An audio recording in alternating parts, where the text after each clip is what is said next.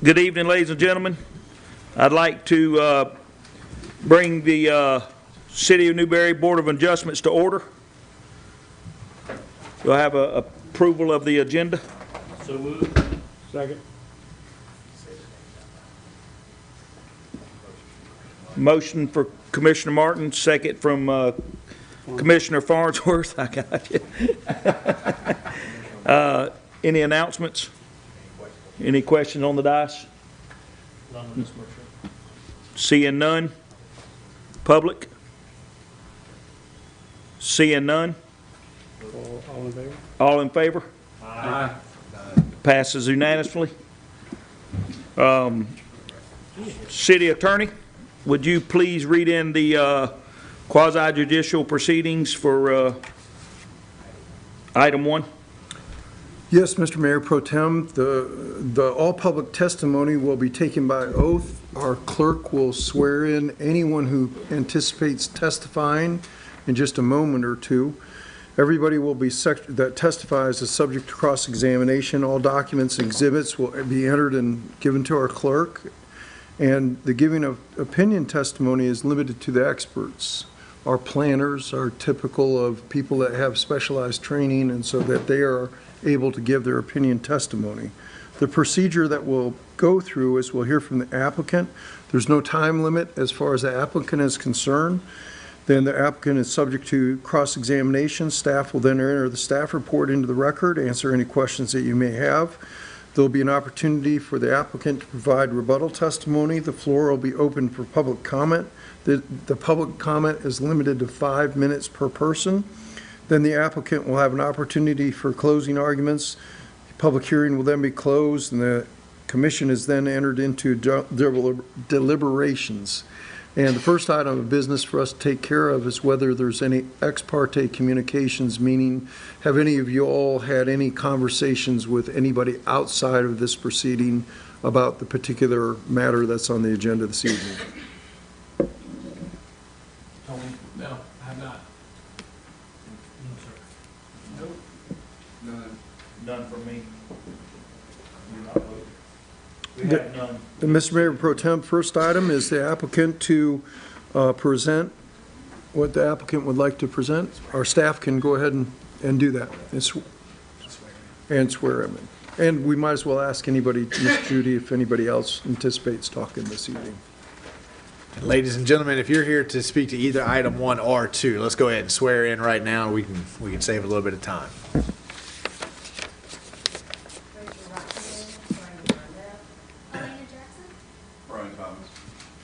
Do you hereby swear affirm the testimony you're about to give is the truth, the whole truth, and nothing but truth? I do.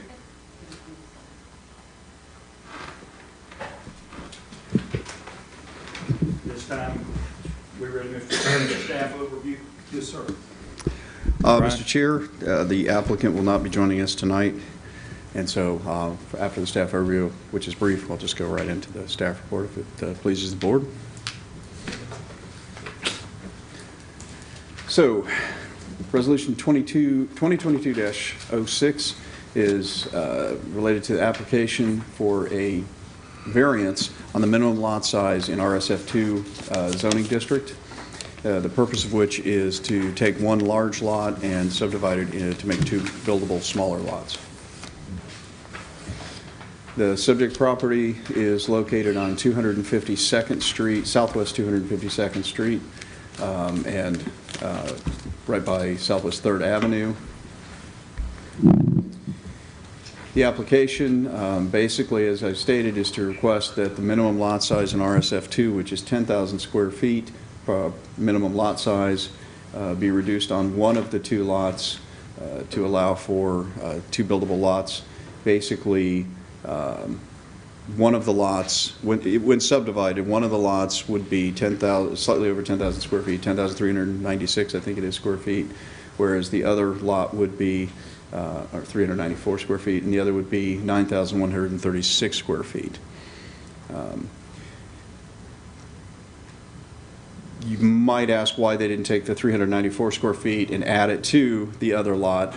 The reason for that is if you did that, then you would, the 10,000 square foot lot would be narrower than the code allows, and so you'd either have to ask for a variance for the lot width, or you'd have to ask for a variance for the total square footage. As it stands now, the 10,000 square foot lot will meet the 85 feet wide requirement, and the second lot would actually, even though it's a little bit less square footage, will be 114 feet wide. So it'll actually appear wider than the larger lot. So that's an aerial of the property in question. This is a picture of the old plat, the way it was originally platted. This was constituted lots 9 and 10. The original plat of Newberry, at some point in time after it was platted, the railroad came in and took the railroad right-of-way, which then severed a piece of lot 9. Even though the orientation of the original platting shows a lot of houses facing north and south, the development pattern that's actually occurred is they see most of the houses seem to face east-west, with a few sprinkled in that do face north-south. It's the old part of Newberry. It's kind of developed on its own accord over time with a lot of variation. So if approved, then this is what the lot layout would actually look like. Lot number 1 on top is actually the larger square footage lot, 10,394. Lot number 2 below would be the 136 square foot lot. In comparison, that puts it at about 0.21 acres, which there is, I think, one other smaller lot in the general vicinity. Most of the lots tend to be somewhere in the 0.22 or above range. Some range as high as an acre or a little more. As you can see, RSF2, which is the zoning district that the property is in, minimum lot square footage is 10,000 square feet. And that's what the request would be. It was pretty thoroughly discussed on April 4th, Planning and Zoning Board meeting. Ultimately, the board voted 3-2 to recommend approval of the variance request to the Board of Adjustment. One of the discussions that it focused around was our variance code requires that there be some sort of hardship, not created by the applicant themselves. And so going back and looking at, if you look at the original plat, you know, part of the hardship could be stated that originally this was designed to be 2 lots, and because the many decades ago when the rail line came through, it severed that piece off. Could be viewed as part of that as a hardship where it could only be used as 1 lot because of the minimum lot requirements. What makes this doable at all is that the city abandoned that little segment of Southwest 3rd Avenue, gave half of it to the property owner. The other half goes to the owner to the south, which is FDOT actually. And so it does follow the Commission's general guideline to try to help increase density where possible in the downtown area to support the downtown local businesses. That doesn't necessarily mean that's part of the hardship argument, but it does go with the overall desire of the Commission to increase density in the downtown area where possible. And so for that reason, staff does support it. In comparison to modern day lots, a lot of modern day lots are 7,000 square foot or less, some of them even less, when you're getting down to the 40 and 50 foot lot widths. And so it's still a relatively large lot by modern standards, but it would be one of the smaller lots in the general vicinity. But again, staff does support the variance request because we think it lends itself to the city's overall goal of increasing downtown density. Actually, I'm going to interrupt 1 second. We forgot to read the resolution in, so that was a good break. So let's read the resolution in too before we move on with the procedures. Mr. Mayor Pro Tem, this is resolution number 2022-06, a resolution of the City Commission serving as the Board of Adjustment of the City of Newberry, Florida, for the approval of a variance petition as authorized under Section 3.2.5 5 of the City of Newberry Land Development Regulations, providing for the reduction in the minimum lot size from 10,000 square feet to 9,000 square feet to allow the subdivision of a parcel number 02255-009-000 into 2 buildable lots as provided for within the section 4.5 on certain lands within the corporate limits of the City of Newberry, Florida, repealing all resolutions in conflict and providing an effective date. Mr. Mayor Pro Tem, at the appropriate time, the resolution and the motion will be to approve resolution number 2022-06 upon its reading by title only. Of course, you have the ability to deny the resolution. You have the ability to continue it to a date certain in the future if you so choose to. Those are your alternatives.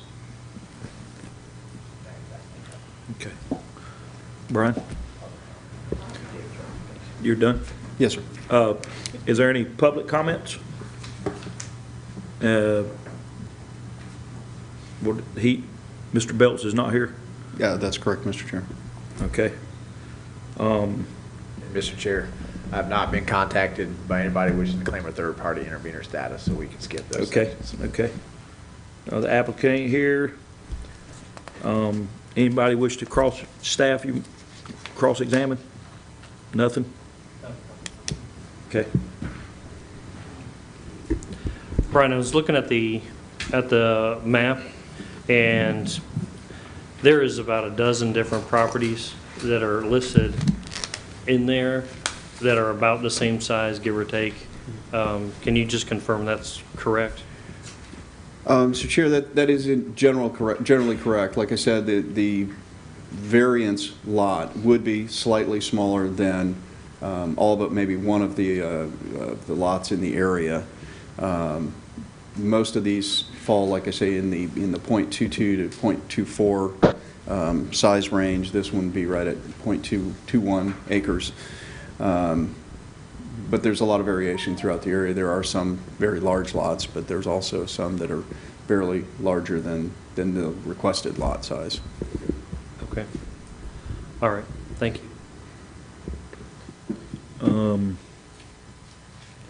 I would, on mine, Brian, I would say that there's already one lot there. We split the lot. That's the smaller one, the 0.21. But if you look at the green space that lot gets, there's nothing ever going to be done to it. You know what I mean? To me, there's no reason to disapprove of a 0.03 of a land when all of the DOT's got green space. So that's my comment. I think it'll work.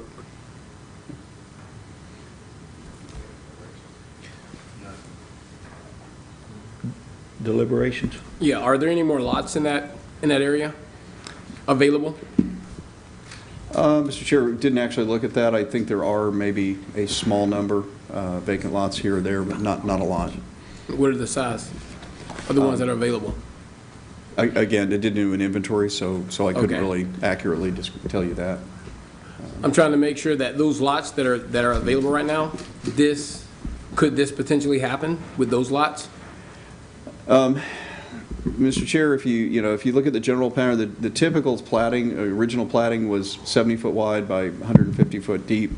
There are a couple where there have been lots combined over the years into one single lot that have multiples, and depending on where the house that's on that one single lot is, potentially, I don't think the pointer is going to show it, but I don't know if you can see, there's a large, if you look up at block 41, you can see lots 7, 8, 9, 10, and lot 1 are actually all combined into a single lot. Lot 1 would be an easy lot to make a buildable lot on if they wanted to, and depending on where the house falls between 7 and 10, there might be room to make another lot. It's possible. Again, the staff does believe that those opportunities, when presented, would be good opportunities to help, again, increase the density in downtown, which then supports the local business economy. Okay, is that it? I think we have a final argument. Staff, do you have anything? Yes, sir. The applicant is not here. Mr. Attorney, will you advise the decision-making body as an applicable law? It's the Of deliberation. substantial and competent evidence standard, and which is really the expert testimony that comes from the podium. Mr. Chair, I just wanted to say, to add on what Brian, when we talked, and I think it's important to have this conversation for the public to hear it, because there was a much more robust conversation. We had some members of the neighborhood that showed up for the P&Z, and, you know, I think it is true that we have to stretch a little bit to find a hardship here. You know, there's not an immediate hardship, which is kind of the linchpin for our ability to even grant this. And I want to caution, because we got locked up in the easement in the P&Z, which isn't really pertinent here. We got locked up in the lot size, which I think is pertinent here. But as Commissioner Martin says, and I would tend to agree, I've counted them up, and there's about 11 or 12 lots that are a quarter acre, 11 or 12 lots that are half an acre. So if you guys don't grant this, this would be another half acre lot, just like about half the lots in that neighborhood. If you do grant this, right, it would be a quarter acre lot, like about half of them are. We also got locked up in the P&Z, which ended up being a 3-2 vote. So it narrowly passed to recommend for you guys to approve it.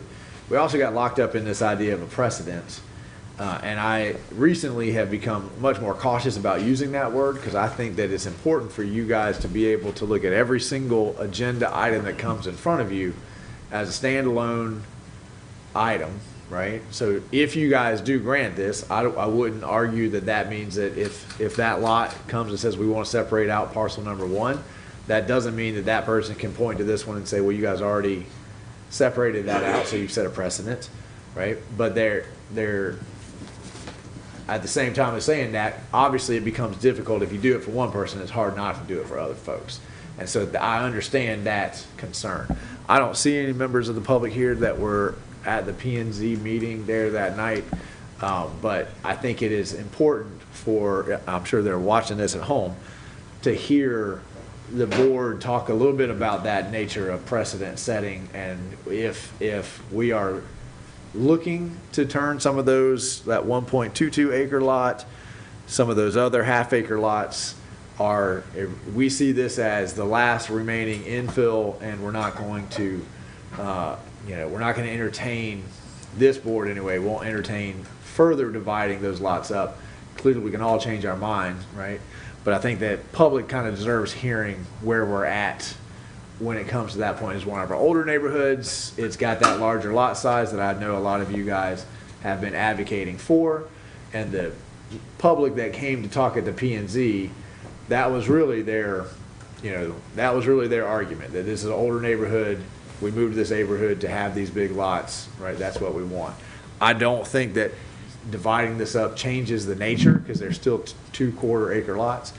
But I think it is always important for us to address the public's concern. So if I can hear you guys say whatever is on your mind about that to the public, I think they deserve it. Okay. I would like for the attorney to address it and give us his opinion that if we do this as a setting precedents, and do we need, and I mean, in the future, if somebody brings it before us again, are they going to be able to have litigation against us? Mr. Mayor Pro Tem, I think it would be highly unlikely because of the unique nature of this particular configuration of lots. So a variance is based upon a non-self-imposed hardship. The traditional view of whether to grant a variance or not is if there is an irregular shaped lot, or there's some feature of the land that the owner has had a situation with, that now there needs to be a relaxation of the rules that we have in our land development regulation. And as Brian has said, this particular lot, and it looks like it was due to the ACL Railroad that came through there, now the lot is somewhat strangely configured. And when you look, as he also testified, when you look at the smaller of the two lots, we're missing the number by about 8%. That's really what we're looking at. It's, as he said, somewhat de minimis as to how you meet the code provisions of a total 10,000 square foot lot. So when you take the testimony from the podium, and this is the reason that staff is saying to you, there is a trend in the current development process to have smaller houses, smaller lots, and of course, Newberry is not one of those places that's cookie cutter. Your house looks like this house, like the next house, on and on and on. So having a smaller house compared to a larger lot with a larger house, as he said, and intimated, he does not see this as hurting land values throughout this particular neighborhood because we don't have cookie cutter type proceedings. The one thing that he didn't really talk about this evening that I think would be out there is we do have a vested rights section in our code as well. And frankly, applying the vested rights petition provision, which is now encompassed into our comprehensive plan, so we have to, anytime that we take somebody's rights away from a property standpoint, we have to address that as well. So if you have two lots traditionally that are already there, and now you tell somebody, no, you can only have one lot because you missed this one by 8%, we also should look at the contra side of it. Would we subject ourselves to litigation by the property owner under a vested rights petition? And a vested rights in this instance, because of the nature of the way the original plat for original City of Newberry, it doesn't really work in this neighborhood either. So when you look at all of those factors, which are unique to this particular lot and this particular configuration, I think the chance of litigation from either side would be very, very minimal. And I think probably the greater chance of litigation in this instance would be not granting the variance and have a property owner that is aggrieved because he hasn't had the two-lot split. Mr. Mayor Pro Tem. Thank you. That answer your question? Anyone else? Go ahead. This is coming to you. Are we the ones that, the City of Newberry, allowing for the actual split to be done, or is it the county? Mr. Chair, it would be completely up to the city commission. County would not have any jurisdiction Nothing to do over with this. that? Yes, sir.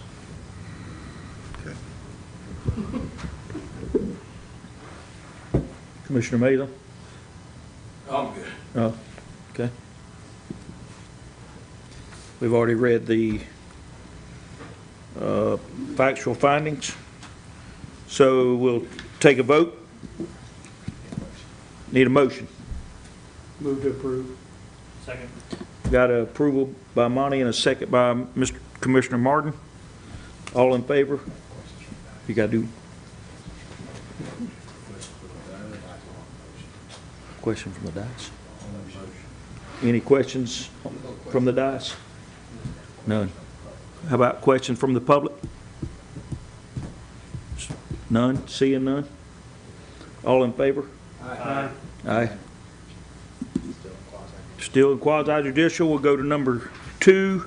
Scott, would you read in the resolution 2022-12? I will, Mr. Mayor Pro Tem. This resolution of the City Commission serving as the Board of Adjustment of the City of Newberry, Florida, approving an application for site and development plan approval for construction of a 1,000 square foot building addition and a new 6,000 square foot commercial building and associated site development in an industrial zoning district pursuant to Section 14.12 of the City of Newberry Land Development Regulations, located in 41 Commerce Park, parcel number 01897-0-100-2020 on approximately 1.48 acres within the corporate limits of the City of Newberry, Florida, repealing all resolutions in conflict, provide an effective date. The appropriate motion is pass Resolution 2022-12 as read by title only.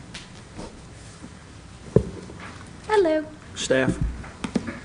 So this is an application by BD Electric, represented by JB Pro, who is not here tonight. And they are seeking to add 7,000 square feet, which would be distributed between a 1,000 square foot addition to their existing building and then a separate building of 6,000 square feet, and both would be utilized for warehousing and storage. They are lot 20 in 41 Commerce Park, which is zoned industrial. There I've highlighted the parcel they're on. And here is their site plan. What is outlined in green is the existing building, and the two separate areas outlined in blue would be the additions that they are seeking approval for. And that's zoomed in a bit more. DART met on March 29th and had no comments. April 4th, the Planning and Zoning voted unanimously to recommend to the Board of Adjustment approval of the ordinance, which is actually a resolution, that's a typo, and staff recommends approval of the resolution.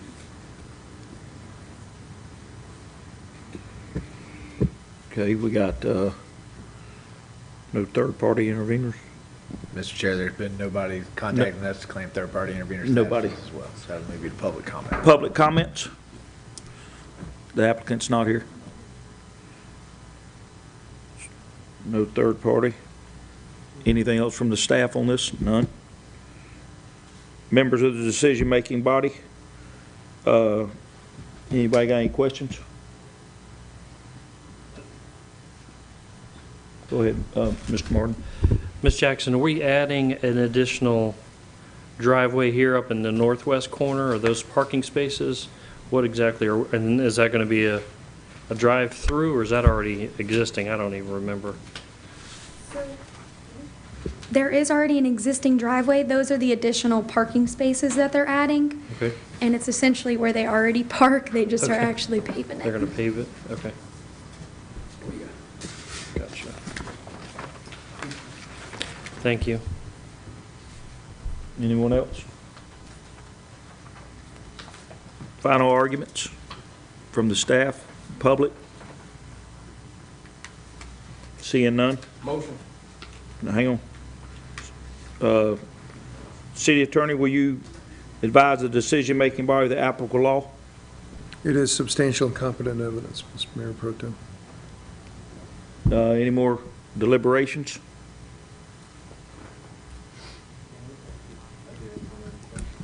Mr. Martin? Ms. Jackson, are we, with the additional parking spaces or the roofs top on the building, are we adding more drainage, or was this already kind of designed originally with expansion in mind? Are we adding any other stuff, or need any other stuff on this? There is not, no, it meets its needs for water. Okay. Is that it? Okay, I'll need a motion. Motion. Second. Got a motion from Commissioner Mazon, second from Commissioner Martin. Any questions from the dais? Any questions from the public? Seeing none? All in favor? Aye. Passes unanimously. That takes us out of quasi judicial.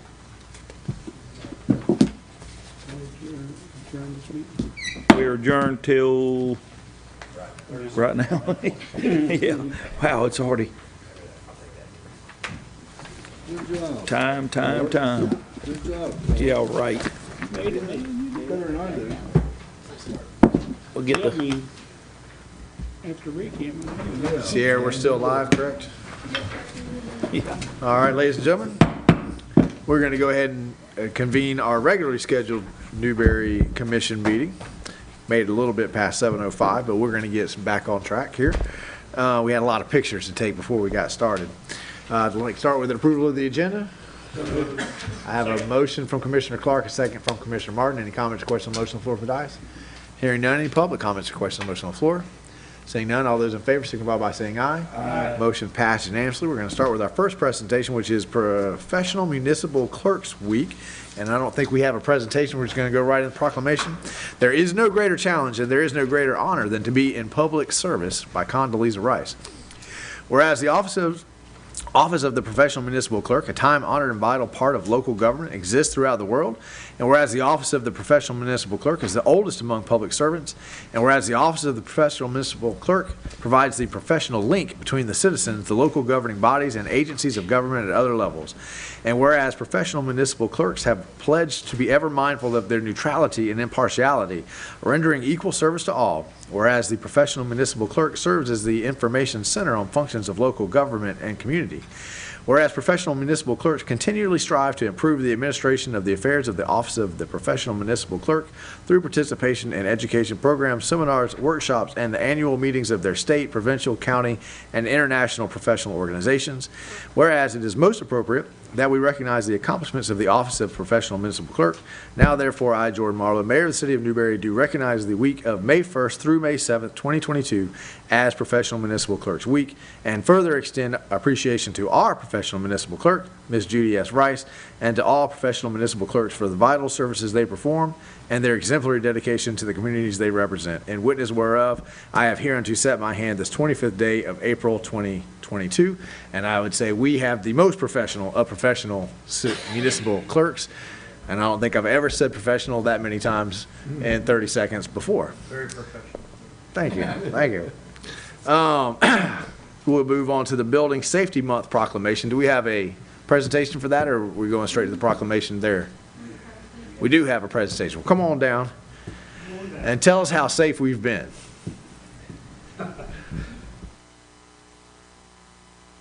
Well, I will try to be as professional as you are. All right, we're going to give you a quick update on the building department. Meet the building department team. Myself, I'm the building official, Scott Thomason. We have Wayne Clark, who handles code enforcement. Dennis, our building inspector. Kelly, our full-time permit tech, and Sierra, who assists us part-time.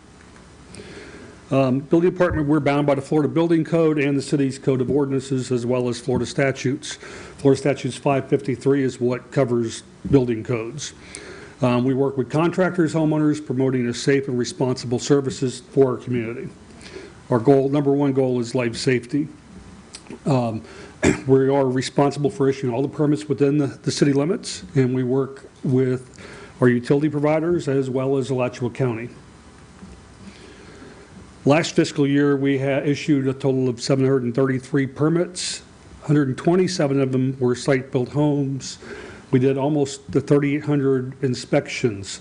To date, this fiscal year, we have issued permits for 85 single-family residences. So we are kind of ahead this year. Some of the improvements we've made this last year, we've got all the forms and applications on our website. Contractor portal is live, which allows the contractors to call in inspections or schedule inspections online.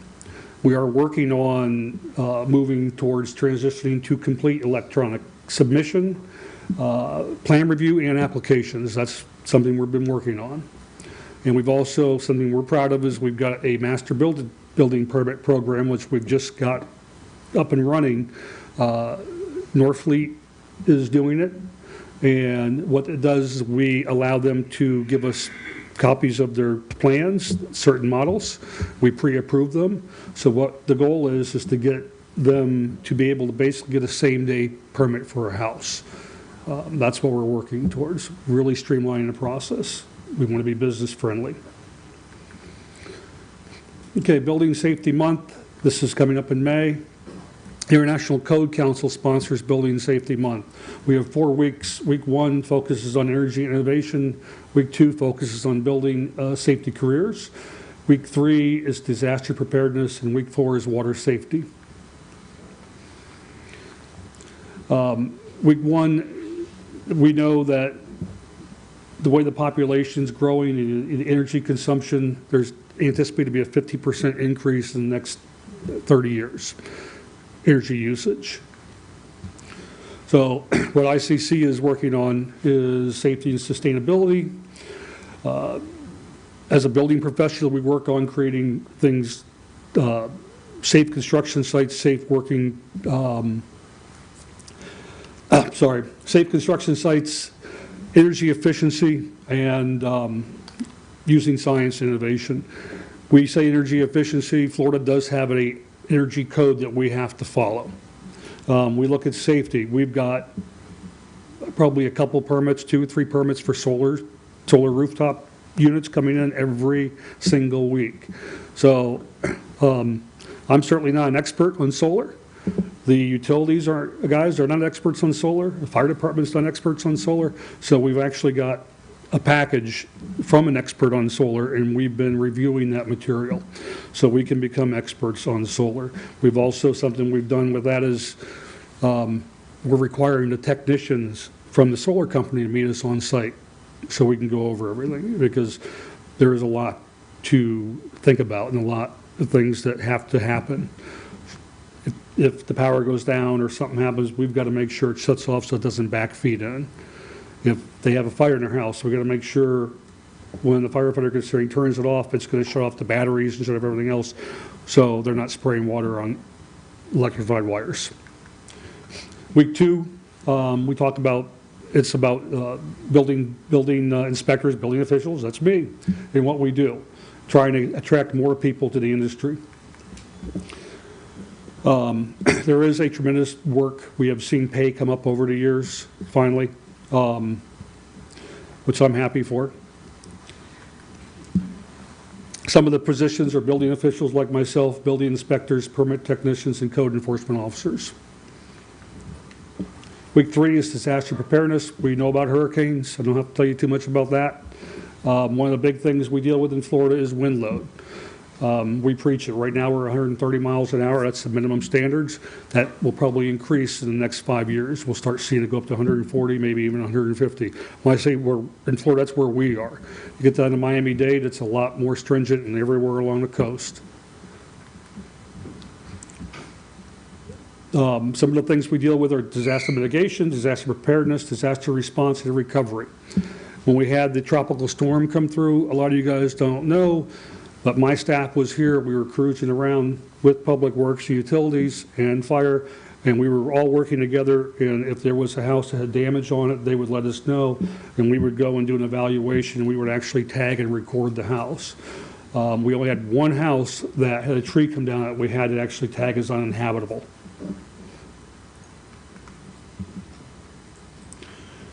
Week 4 is creating a safe and abundant water supply.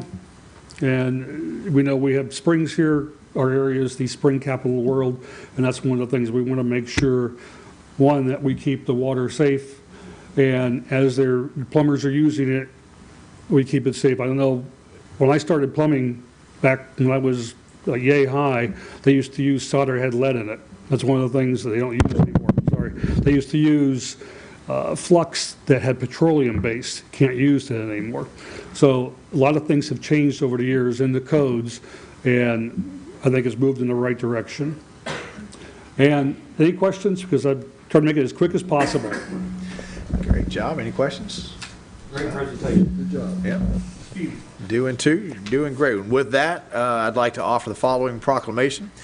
Whereas the City of Newberry, Florida is committed to recognizing that our growth and strength depends on the safety and essential role our homes, buildings, and infrastructure play, both in everyday life and when disasters strike. And whereas our confidence in the resilience of these buildings that make up our community is achieved through the devotion of vigilant guardians, building safety and fire prevention officials, architects, engineers, builders, tradespeople, design professionals, laborers, plumbers, and others in the construction industry who work year-round to ensure the safe construction of buildings. And whereas these guardians are dedicated members of the International Code Council, a nonprofit that brings together local, state, territorial, tribal, and federal officials who are experts in the built environment to create and implement the highest quality codes to protect us in the buildings where we live, learn, work, and play. And whereas these modern building codes include safeguards to protect the public from hazards such as hurricanes, snowstorms, tornadoes, wildland fires, floods, and earthquakes. And whereas Building Safety Month is sponsored by the International Code Council to remind the public about the critical role of our community's largely unknown protector of Public Safety, our local code officials, who assure us of safe, sustainable, and affordable buildings that are essential to our prosperity. And whereas Safety for All, Building Codes and Actions, the theme for Building Safety Month 2022 encourages us all to raise awareness about planning for safe and sustainable construction, career opportunities in building safety, understanding disaster mitigation, energy conservation, and creating a safe and abundant water supply to all our benefit. And whereas each year in observance of Building Safety Month, people all over the world are asked to consider the commitment to improve building safety, resilience, and economic investment at home and in the community. I'm almost done. And to acknowledge the essential service provided to us all by local and state building departments, fire prevention bureaus, and federal agencies in protecting lives and property. Now, therefore, be it proclaimed that the month of May 2022 is hereby designated as Building Safety Month in the city of Newberry. I like it. Congratulations, sir. Thank you for all the good work. Okay, that's going to take us out of presentations. Ladies and gentlemen, your commission likes to hear from you early in the meeting, so we set aside a time for public announcements. These are 2-minute public announcements. If you have something a little more controversial you'd like to talk to the public about, we have another section at the end of the meeting. You have 5 minutes to do so. If anybody wants to let us know about something going on, that'd be a great time. Step up to the podium. You got garage sales happening, good stuff going on. You've lost your dog or cat. All right, seeing none, we're going to move on to... You got something? Come on down and tell us.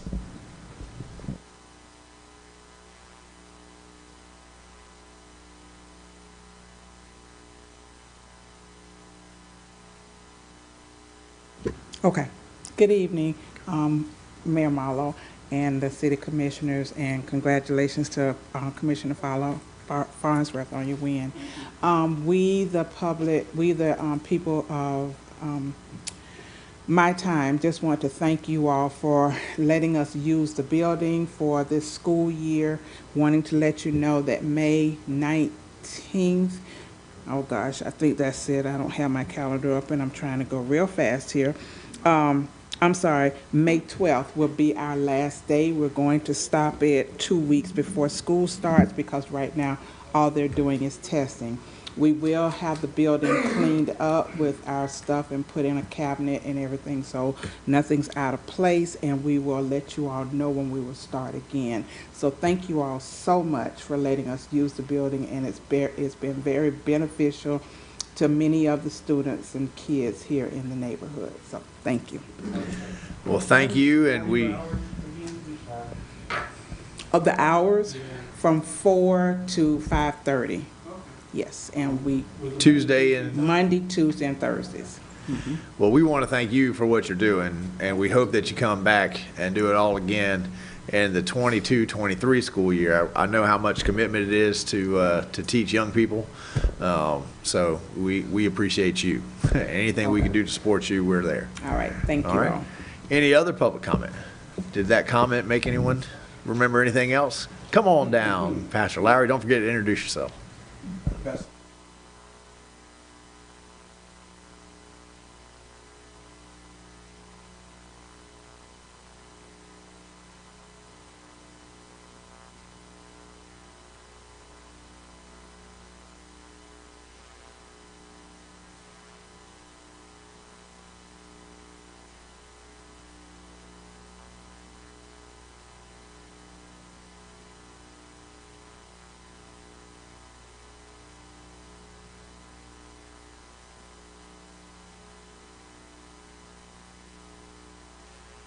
Questions?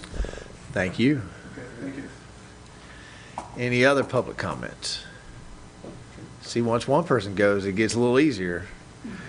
All right, seeing none, we'll close public comment then. We'll move to our one and only public hearing and ordinance. This is a replat approval request of one existing lot into 2 buildable lots. Seems like a little deja vu. But when this board ceases to be a legislative body, when we enter it as a judicial body, it does require a special set of procedures. But these guys are essentially stopping being legislators and they're starting to be judges. In a minute, I'm going to ask the attorney to read the ordinance or read the resolution into the record for us.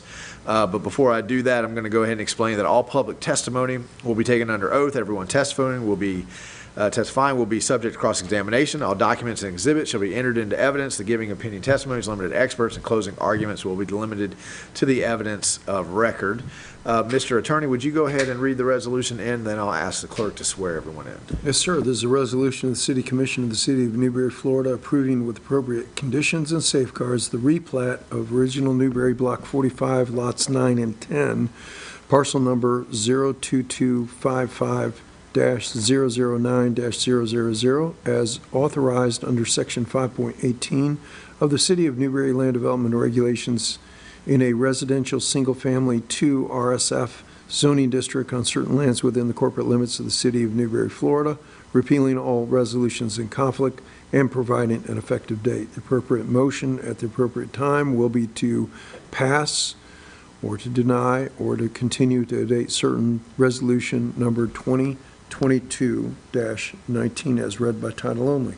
Thank you, sir. Madam Clerk, will you go ahead and swear anyone? Anyone here tonight wishing to speak to this agenda item, please stand so we can swear you in.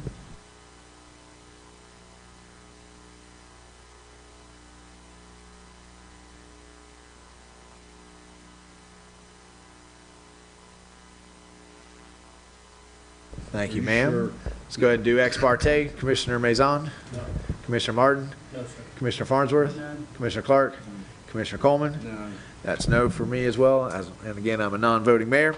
Now, we're going to hear from staff first with an overview. If the applicant's not present, they're going to slide right into the recommendation. They have no time limit. I've not been contacted by anybody wishing to claim a third-party intervener status. That's going to move us to public comment. Any members of the public here tonight wishing to speak to this agenda item will have 3 minutes to do so. Then the applicant can cross-examine the staff and cross-examine members of the decision-making body through the chair can ask any questions of staff or the applicant.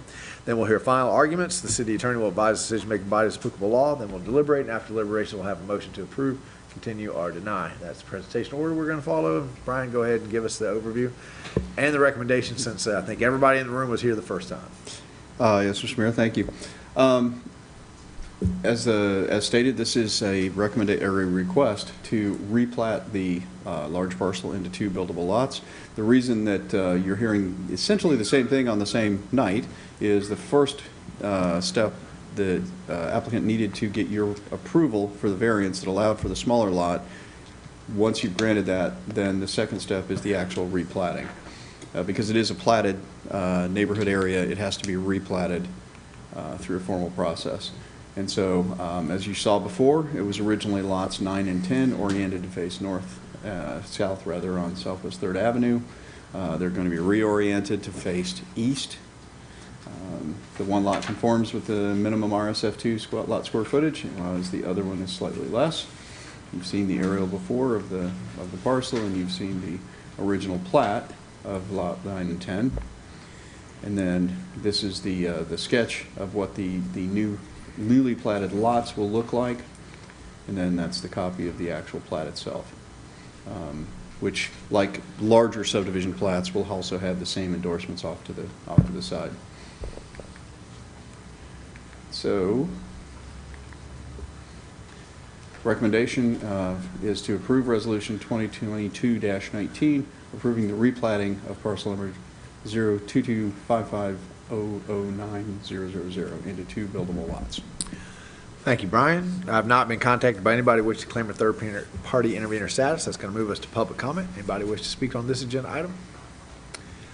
Seeing none, it's going to take us down to member decision-making body. Do you have any new questions you've come up with since the BOA? Okay, seeing none, assuming you don't want to make a final argument. No. Okay, Mr. Attorney, would you please advise decision-making bodies of applicable law? Substantial and competent evidence, Mr. Mayor. Thank you, sir. All right. We'll have deliberations. If there are no deliberations, I'll entertain a motion to approve. Continue. I have a motion from Commissioner Martin, a second from Commissioner Maison. Any comments or questions on the motion on the floor for the dais? Public comments or questions on the motion on the floor? Seeing none, all those in favor signify by saying aye. Aye. Motion passes unanimously. That's going to move us to our first agenda item, which is applications for 3 expiring planning and zoning seats and 1 expiring historic architectural review board seat. We have a new way of doing this that we think is going to expedite the process. And in a second, Brian, have you already distributed the ballots? All right, Brian is going to distribute the ballots, and then all we want you to do is we have 3 seats, You've got the applications in your package. You're gonna put in your top 3 that you want. You don't need to rank them. It's not 1, 2, 3. We're not doing that. Just put a check by the 3 people that you would like to fill those vacancies or those seats. I'm not a voter. Okay. We have Mr. Donald Long is here. We have Melanie Parker is here. And we have Ann Polo is here. We do not have Linda Woodcock. Another question I have. Mr. Commissioner Farnsworth? I'm sorry. Another question I have is, how are we doing the dividing up the zoning board and then the... We're doing zoning first. If we do zoning, then the HARB may work itself out. Okay, now, And then we'll come back and do HARB. it looks like Mr. Long is the only one that has applied for both. But if he's on the P and Z, he'll automatically be on the HARB. The P and Z is the core of the HARB. Then you have 2 additional seats on the HARB. Okay. So he's not So an there- additional seat. Right. I think Miss Linda was the only P and Z member who did not want to also serve on the HARB if she wasn't put on the P and Z. She's willing to be on the HARB if she's on the P and Z. But if she's not on the P and Z, she doesn't want to be on the HARB. The HARB only meets once every 3 or 4 months. Okay, and Commissioner Coleman just left the room. So everyone else, Commissioner Martin, perfect time, ask a question. I wanted to ask if the applicants wanted to actually come speak or anything. Donald's the only one I've ever heard from, but yeah, I was not. I'm sorry. Okay, that's a perfect way to buy a few minutes for Mr. Coleman to get back in. So if the applicants would like to come down and just give maybe the same 30, 45 seconds of comments that you gave at the last meeting.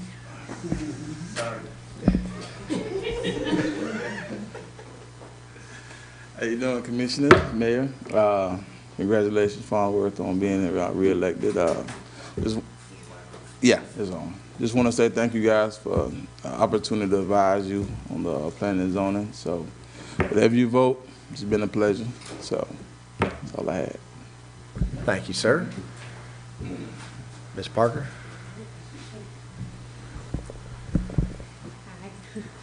I'm Melina Parker. I'm new to Newberry, but a local to the general area, raising kids, trying to get involved. That's all I got, unless you got questions. I work for construction lawyers, and that's pretty much it, but I'm a logical thinker, so I think I could figure it out. Mrs. Polo? Good evening, gentlemen, and everybody else in the room.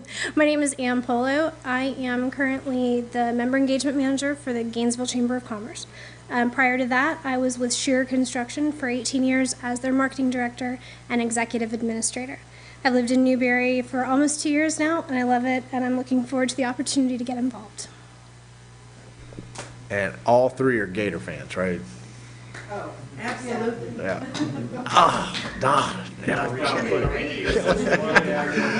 All right, so commissioners, remember, there is no ranking. There is no ranking. Just mark the 3 that you would like to fill the seats on the ballot that you have in front of you. Just put a check next to 3 people. When you have those 3, Brian, come and collect them up.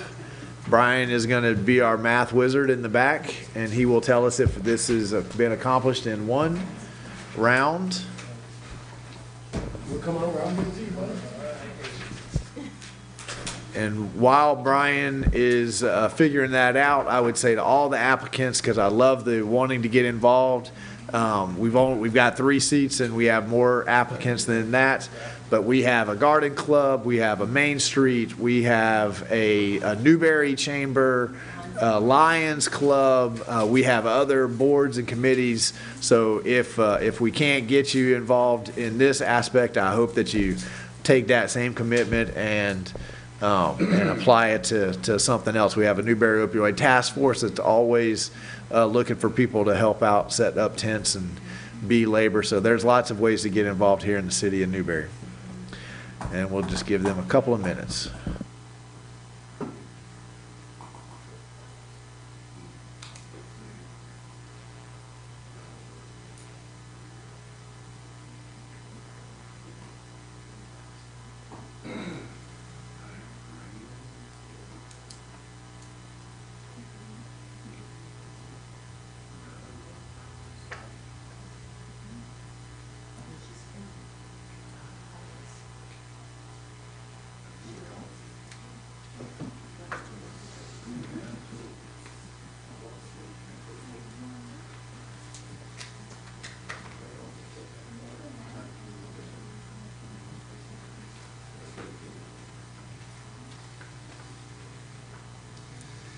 All right, Brian, Okay, did our Mr. Mayor. mathematical certainty of getting this done in one round work out like we thought?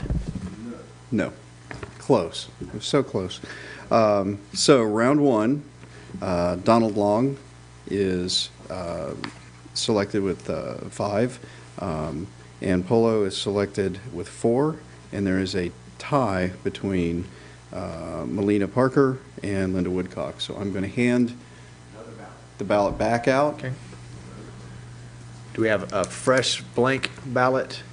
And commissioners, I It's forgot actually to the tell you. back side of the same ballot. Okay, and make sure you're signing your ballot because these are public records. So I forgot to issue that. Did everybody remember to sign?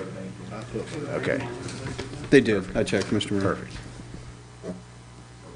Hand it back to you, you'll flip it over, and now it is just between Ms. Parker and Ms. Woodcock, Correct. right? So you're just putting a check by one name, either Ms. Parker or Ms. Woodcock.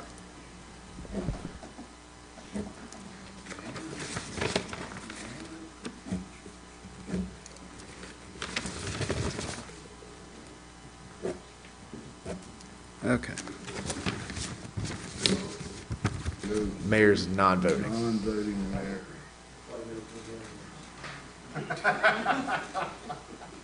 Tens and tens of dollars.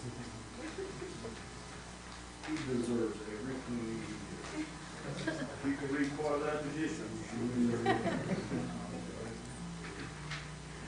Okay, so now we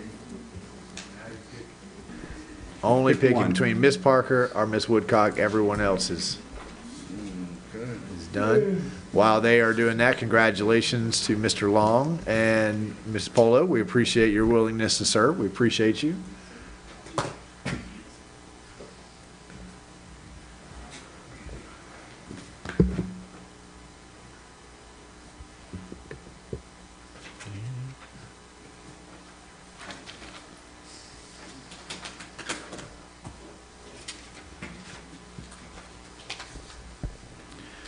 Okay. Now we'll tabulate those. And Pastor Lowry will entertain us all with a song while we wait. Just kidding, Pat. I would never put you on the spot like that.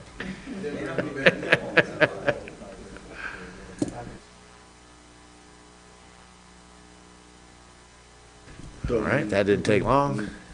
Okay, Mr. Mayor, the third member will be Linda Woodcock, All right. which then leaves the remaining applicant available for the Historic Architecture Review Board. Oh, is your microphone not Microphone. on? All right. Thank you. Start over. Linda Woodcock would be the third member of the Planning and Zoning Board, which leaves Ms. Parker as the Historic Architectural Review Board member if she's Still willing? to serve. I'm Just getting her. a head nod. Okay, so we need separate votes? Are they all in the same resolution? Two separate resolutions. Yes, that's right. I have that right there. Okay, so Scott, we have our nominee. Scott, will you please read into the record resolution 2022-15 in just 1 second? I think there needs to be a motion made to accept those that were. Shouldn't we read the resolution first and then accept it? All right. Mr. Scott, Mayor, you're on. This is Resolution 2022-15, amending Resolution 2021-28, Resolution 2020-11, Resolution 2019-16, Resolution 2018-19, Resolution 2017-14, and Resolution 2017-17, resolution of the City of Newberry, Florida, appointing members to the Planning and Zoning Board of the City of Newberry, Florida, establishing the calendar year appointment terms, repealing all resolutions in conflict, and providing an effective date. And then the appropriate motion is to pass the resolution by title only. I think we should announce the members that will be appointed for the 3-year terms, their terms all ending on April 30th, 2025. Ryan, if you'll do that now. Thank you, Mr. Attorney. The Planning and Zoning Board members will be Donald Long, Ann Polo, and Linda Woodcock. And the Historic Architectural Review Board member will be Melina Park. Okay, that's right. Okay, so do I have a motion to accept those and the resolution? Okay, I have a motion from Commissioner Martin, second from Commissioner Maison. Any comments or questions on the motion on the floor from the dais? Does the public have any comments or questions on the motion on the floor? Mr. Cole. I can't see it. Come on down, sir.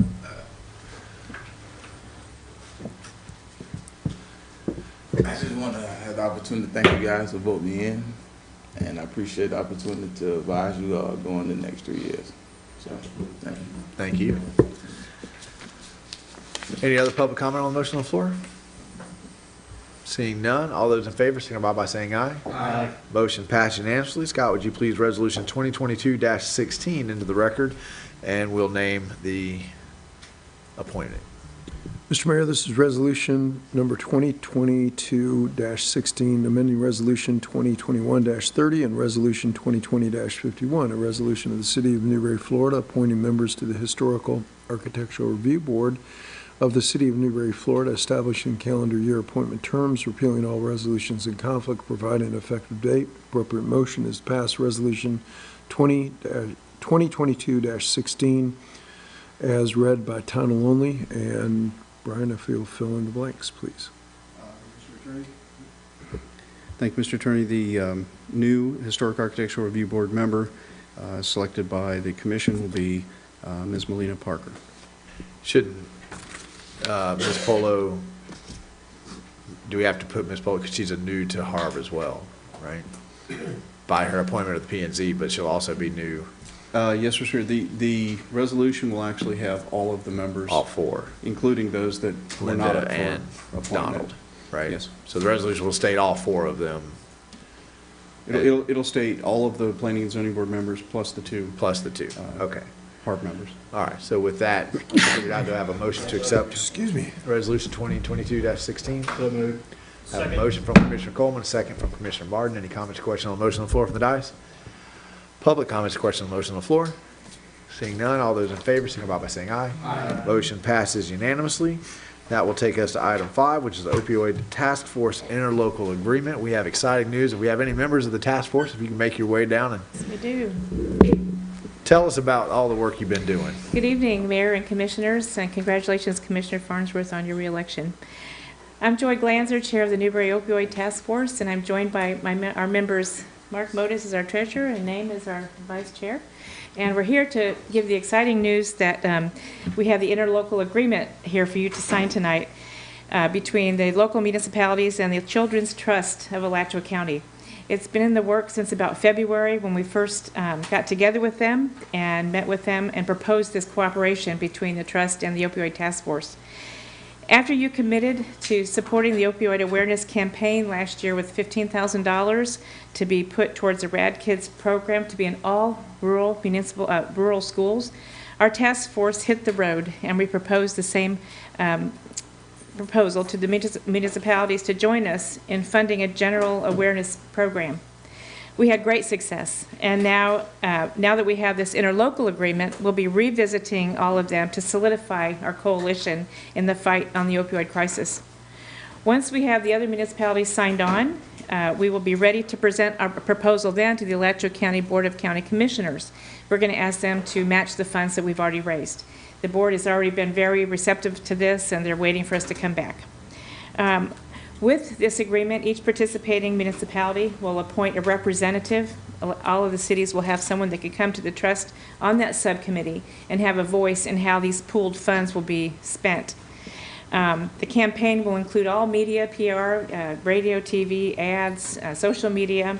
It will also include our presence at public events like festivals and school awareness programs. The Opioid Task Force is a perpetual entity, and we will engage in raising awareness and education as long as this opioid epidemic persists. My hope is that someday we'll be put out of business because the epidemic will be over, God willing. But in the meantime, we're not going away. So I'm glad to answer any questions you have tonight about it. I think you've got it in your packet, and hopefully you're ready to let us move forward. Hey, Commissioner, have any questions? It's about the simplest interlocal agreement we've ever had. It says exactly what you guys It's in plain language, really. dedicated the funds for. It's coming out of ARPA, which the opioid crisis is clearly listed in there. Any questions for Commissioner Clark? Is there, Joy, is there a Yes. way, what is the match? that you're asking? Well, we've got, we're asking 10,000 from each municipality, High Springs, Alachua, Micanopy, Archer, Hawthorne, and not La Crosse. But we think we're going to have about $50,000. I mean, Wow. that's the hope. So the BOCC would put up another 50, which giving us 100. At that Oh, wow. point, we're going to go to the school board and, and beyond. And like I said, we're going to be around for a long time, so every year we'll be coming to them for funding, hopefully, and it will become a budget line. I hope this trickles down to where it needs to be too for these kids. Absolutely. I really hope it drills down. Thank you. Thank y'all for what you do. Thank you, Mark.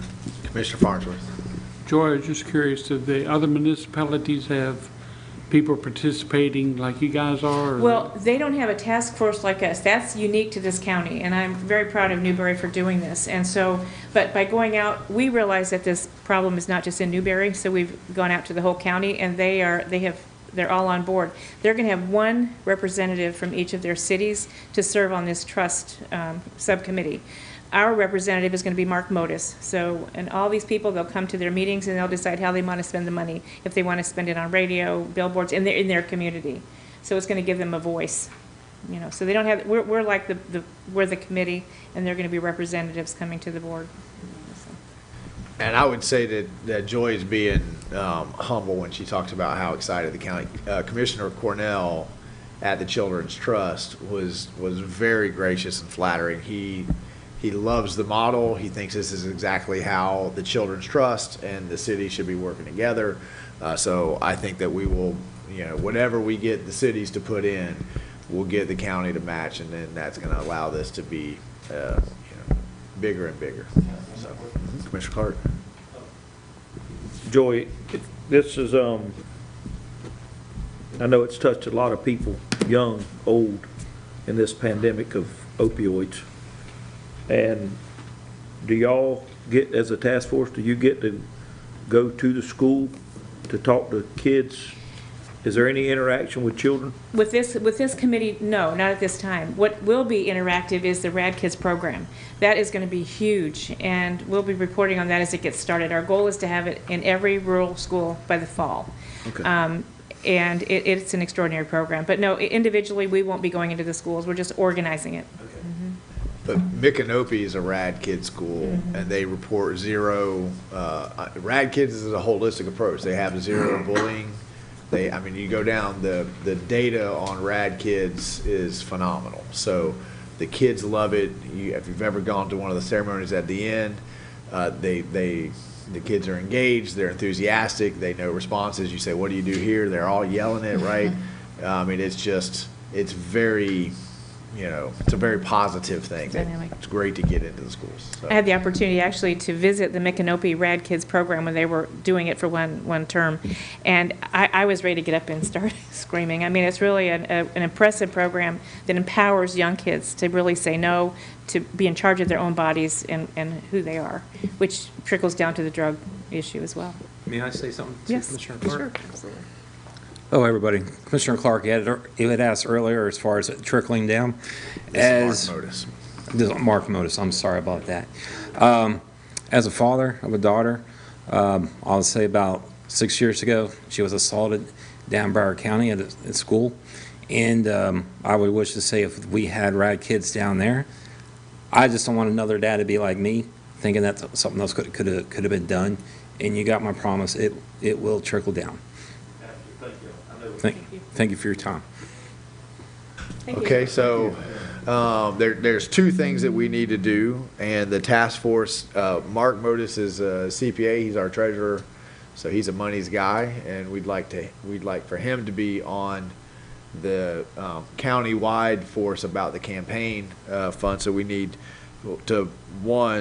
to pass the interlocal, and then have a head nod that we're in agreement that Mark Modis would be a good person to send down there and be our eyes on the books on how that money is being spent. So I have an interlocal agreement. I don't have anything to read into the record, No, Mr. so Mayor, I just need a motion. The motion is just to approve the interlocal agreement between the local governments in Lafayette County, Children's Trust of Lafayette County regarding the opioid awareness campaign and awareness campaign committee. All right, do I have that motion? Second. Hey, I'm sorry. Go ahead. I just want to thank you all for stepping up and volunteering. You guys aren't getting paid for this, but you recognize the need. And I just want to impress upon you, don't let other entities get away with just giving this stuff lip service and just putting out PSAs and spending money on awareness campaigns. That's all garbage as far as I'm concerned. If there's any motivation that we can put to actually solving the problem, not just talking about it, at any opportunity that we can do that, let's lead the charge. We lead the charge in this county on a lot of stuff, and I don't want us to go to sleep on something like this either. Thank you, Mr. Mayor, too. I would like to speak to that. The one thing about it, branding is important. I mean, it's important for people to know there is a problem if they don't already know it, and how to, where to go for help and what we're doing for it. But yes, and if we have any suggestions on boots on the ground, so to speak, we're open for it and ready to serve. So, thank you. Any other questions? Okay. Do I have a motion?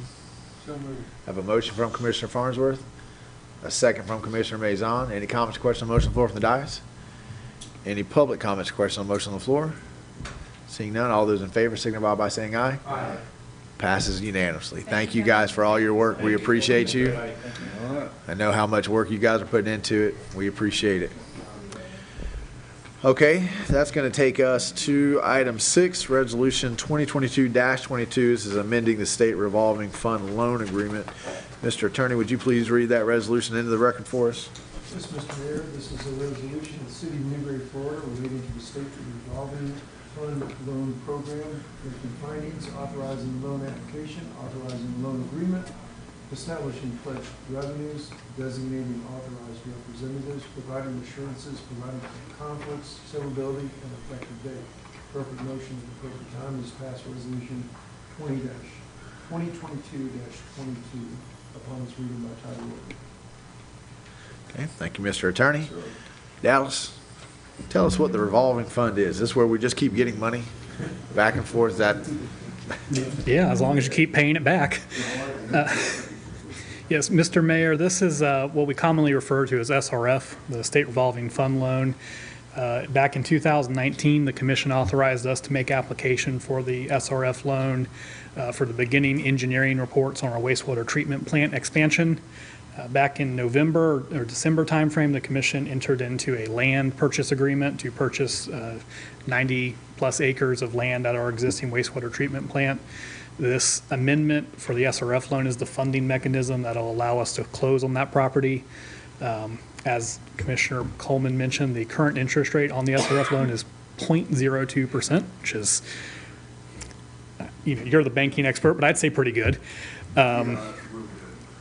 So passing this resolution just increases the amount of debt we can take on in that SRF loan to make that payment on the land, and authorizes the city manager and the mayor to execute those agreements.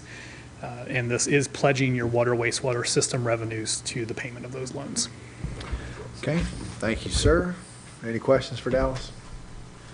If there are no questions, go ahead. Mr. Clark? What's the ceiling? Where are we going to? Just, is there a number we need to get to, or you're just increasing? It's a little bit over $1.1 million. It's the value of the contract the commission signed for the land, which I believe was 1.1 and change. And then we get a 50% forgiveness on that? No, sir. No. The 50% forgiveness was on the first 275. We are working to get grants and working for forgiveness, but it's not guaranteed at this point. Okay. Okay. Any other questions? Hearing none, do I have a motion? So moved. I have a motion from Commissioner Coleman, a second from Commissioner Martin. Any comments or questions on the motion on the floor from the dais? Public comments or questions on the motion on the floor? Seeing none, all those in favor signify by saying aye. Aye. Motion passes unanimously. That's going to take us to the one we've been waiting for here, City Hall Conceptual Design.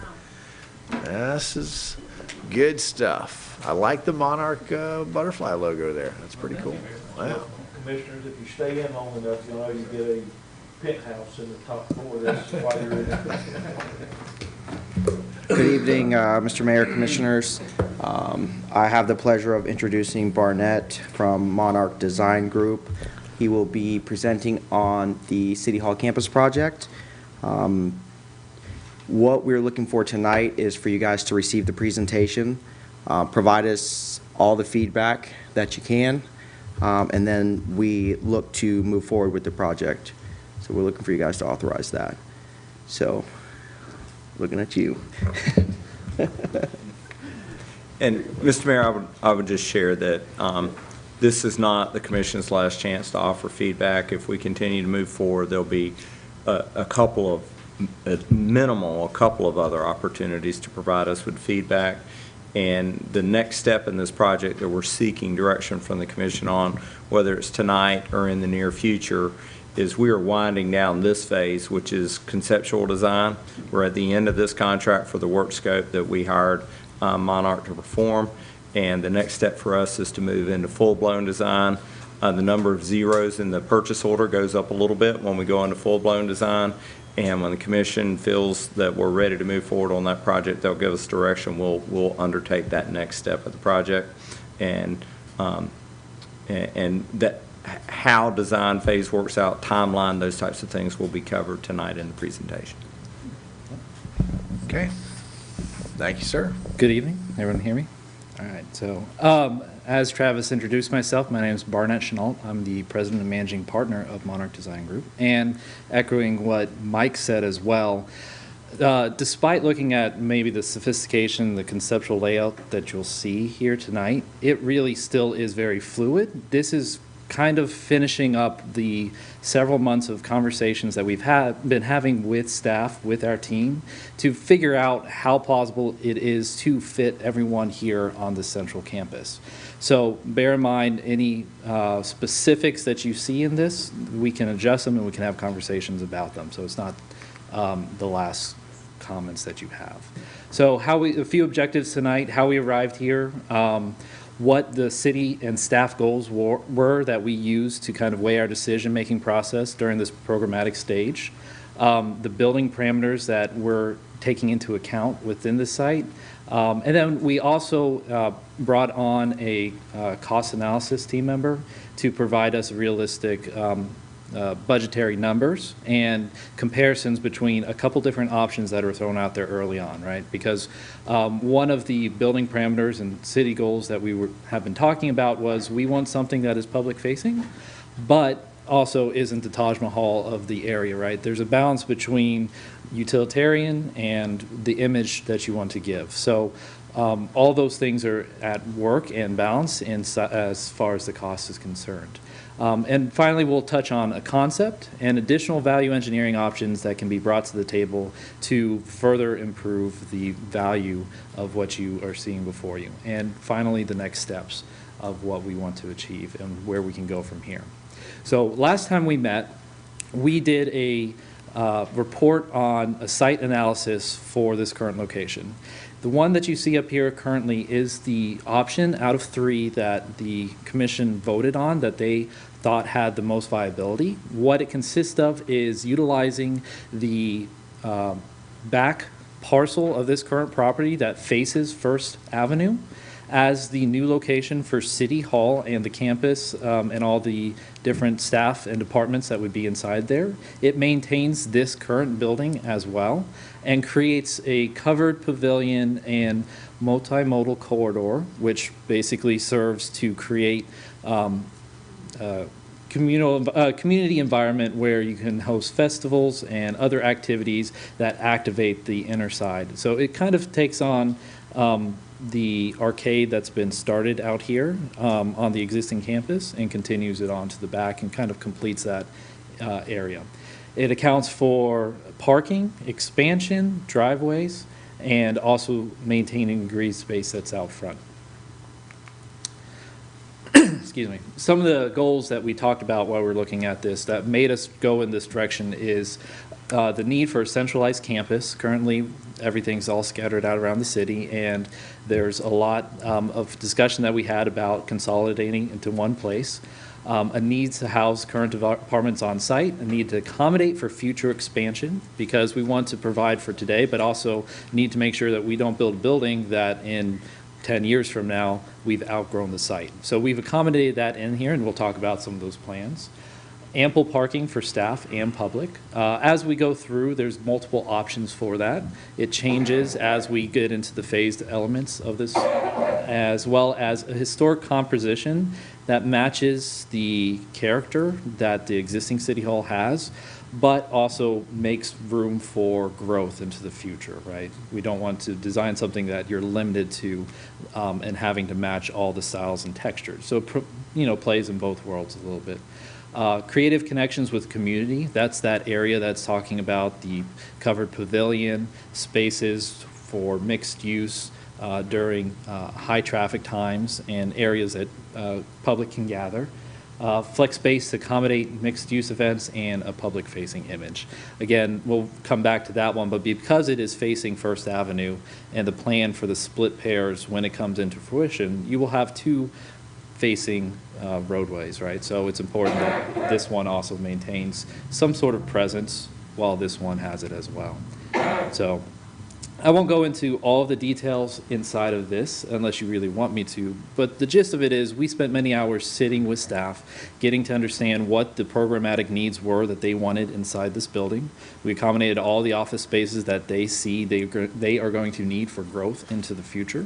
A couple of the ones I do want to point out is a plan to house between a 70-person commission chamber to a 200-person commission chamber. So it's a pretty tall order because you'll have days that are pretty light and others that I hear get pretty heavy. So you don't want to design something that feels empty all the time. So we're going in a model that provides for flex space inside of that and kind of that mixed use environment. Can I stop you on that point there? Because it seems to me like, what is this room here? What's the capacity of this chamber room? 89. I think we have other facilities. If we know when we have a meeting where we have 200 people, I don't think we need a chamber that can fit 200. If we have 200 people coming, we'll go to the municipal building, we'll go to Easton. I would hate to have that's the whole second floor, right? So I understand the challenge, and maybe you guys will come up with a creative solution, but that's a challenge I wouldn't even try to tackle. I would just say we're going to have a chamber maybe slightly bigger than this. And if we think we're going to have 200 people show up, we'll move to a different facility. We have Wi-Fi in the municipal building now, so we can stream our. Go ahead. Real quick. Go for it. If that's 89, was that standing room only? Because there ain't but 30 chairs right there. So that must be everybody just shoulder to shoulder standing, because there ain't no 89 chairs for this facility. It is. That's the fire marshal's calculated maximum By square footage, capacity. yeah. By square footage. And that sign hasn't changed since we added all of that, right? So both sides used to be chairs. We took a big section of it for the tech.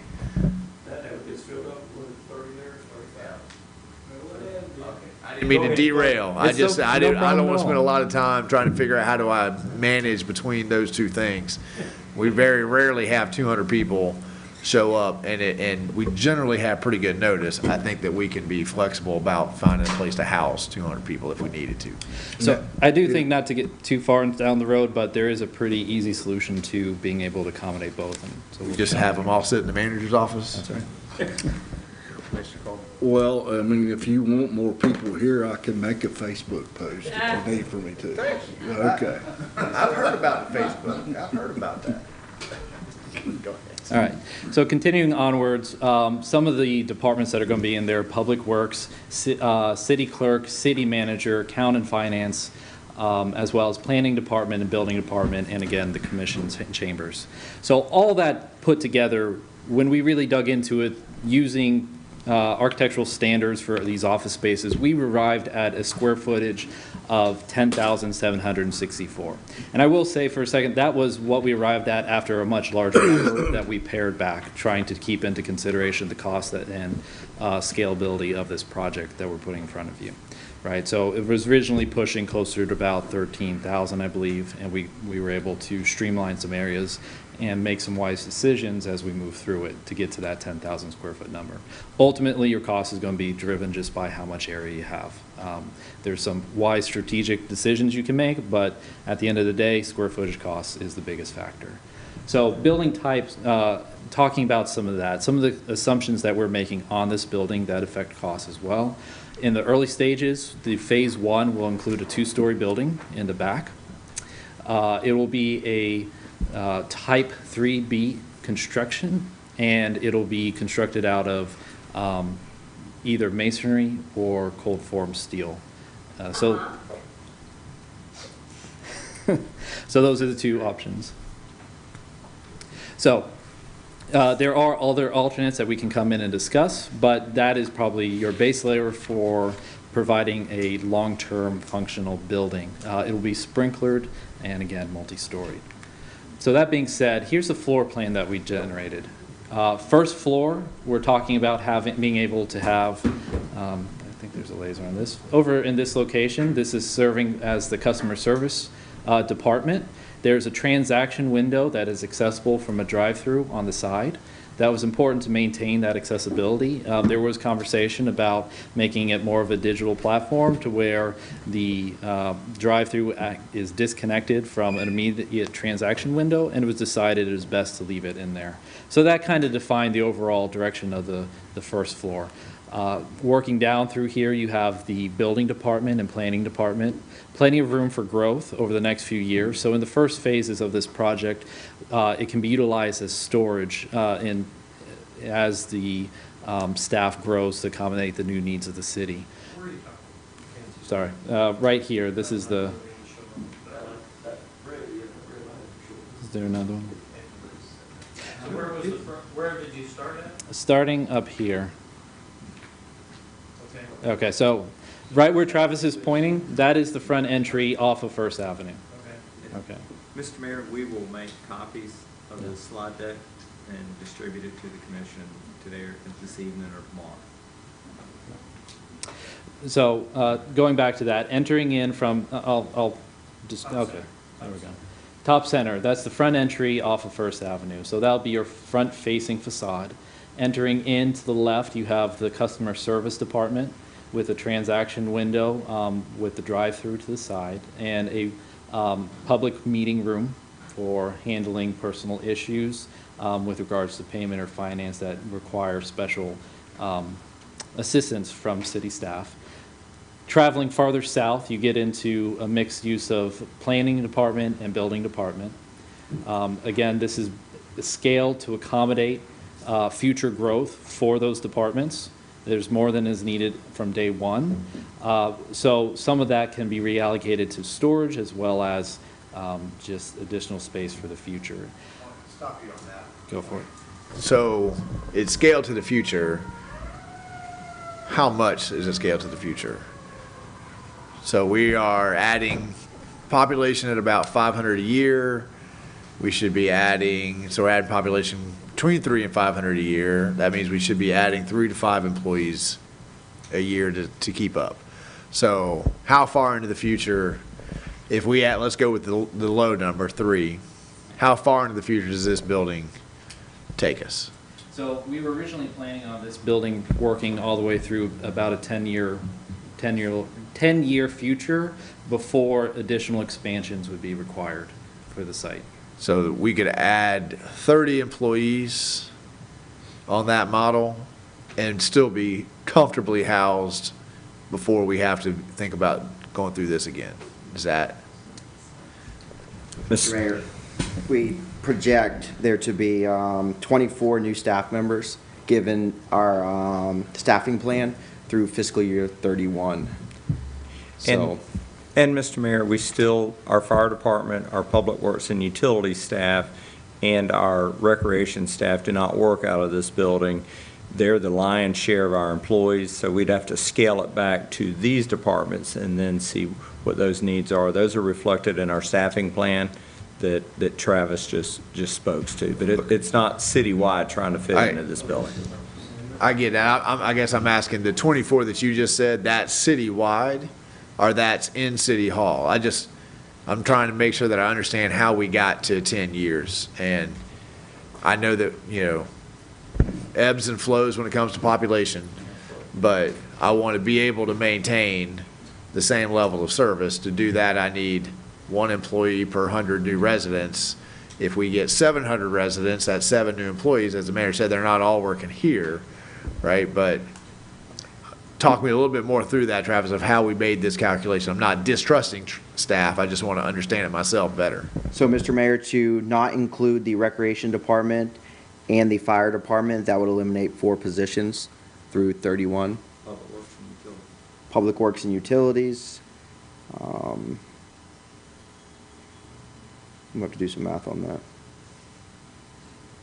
Okay, we don't have to do it right now, but when we come back to this again, we'll be able to explain that and be assured that with this design, we can grow and we're not cutting ourselves. I think when we designed this building, we didn't do a very good job in projecting into the future.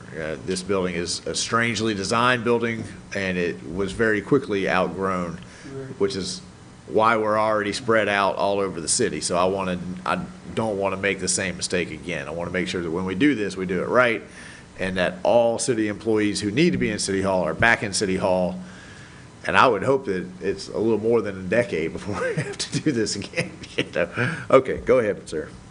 So just jumping in on that as well, while Travis calculates those numbers, I will say that's been one of the primary goals through this whole exercise, is making sure that there's enough that can accommodate today, enough that can phase into a midterm future growth, utilizing the same footprint that you still have, and then another phase later on that can accommodate it. So you have the most flexibility in growth over the next few years. So. What you have up here is not what we have in the packet. There's a couple other things that are on this floor plan, but can you go through and kind of give us a little bit of a legend of what these different things look like? I mean, this looks like an open space cubicle with a terminal at it or something, but these pinwheel looking things? Pinwheel looking things are, Is this a desk? Is that what? yeah, so those are workstations. I can't see any of this on my view on my laptop. Yeah, so the pinwheel looking things, those are examples of open workstations that also take up an area that could be enclosed at a later time if so desired. The dark gray rectilinear objects, those are enclosed offices, and there's a combination of standard and executive. So this is a window, a walk-up window? So the walk-up window would be the transaction shelf that is a little bit beyond that, the white. Yes. And that the other is a glass box that provides transparency as well as a meeting space. That's the glass box. So later on, I can flip forward and show you some of the internal renderings that might help to. Then I'll hold for now. Okay. No, I'm happy to go through any of them that you want to, but the renderings later on, I think, give a better image of what some of those will be. And then jumping over to the other side of the main corridor, you see what is a conference room, but that conference room also serves as a flex space to attach to the commission chambers, which is what allows for the expansion.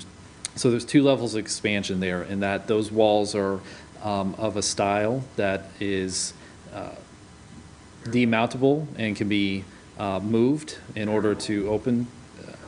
Nano wall would be the specific one we were be looking at, but I think it's about the same thing. But in general, that gives you the ability to open up that entire center expanse and provide that 70-person to 200-person meeting space inside. Flat floor? It's a flat floor. Yeah. And the orientation is designed so that you have 11 seats up on the dais, and it's in an orientation that keeps everyone pretty close when you have the smaller meetings, but doesn't feel overwhelming when you open up those walls. Okay. So jumping up to the second floor, again, you have the work, let's see where to start. On the south stair tower, down, yes, you have an elevator, 2 stair towers in the building. Across from that, you have the finance and accounting area, a conference room that connects, that's multi-use shared between account and financing and the rest of the departments on the second floor. Bathrooms as required, and then the city management, or First Avenue, and traffic is only going to be heading from one direction. It gives you the ability to cant the facade of the building so that it's visible. It gives you the most visibility from the road. So that's going to be that's the window That's the window. Yeah. Alternatively, it can be straightened, but the trade-off is, one, you're going to see, as well as it gives it some defining features. Okay, can you talk us through a little bit of the flow here, which you've kind of been doing? One of the issues I have with this building is we have public come in here, and there's no real good way to get them where they need to be without having to go through other people's offices or walk back through accounting and those kinds of things. So, and we don't need to zoom in anymore, but so if I'm coming into City Hall from First Avenue, I'm greeted by customer service. Correct. And what is this building, in this rendition, what is this building becoming, Mike? Executive building, office space. So this is Commissioner office space. Commissioner office space. Currently, clerk's office is identified in these drawings, but may not ultimately end up. There's a conference room.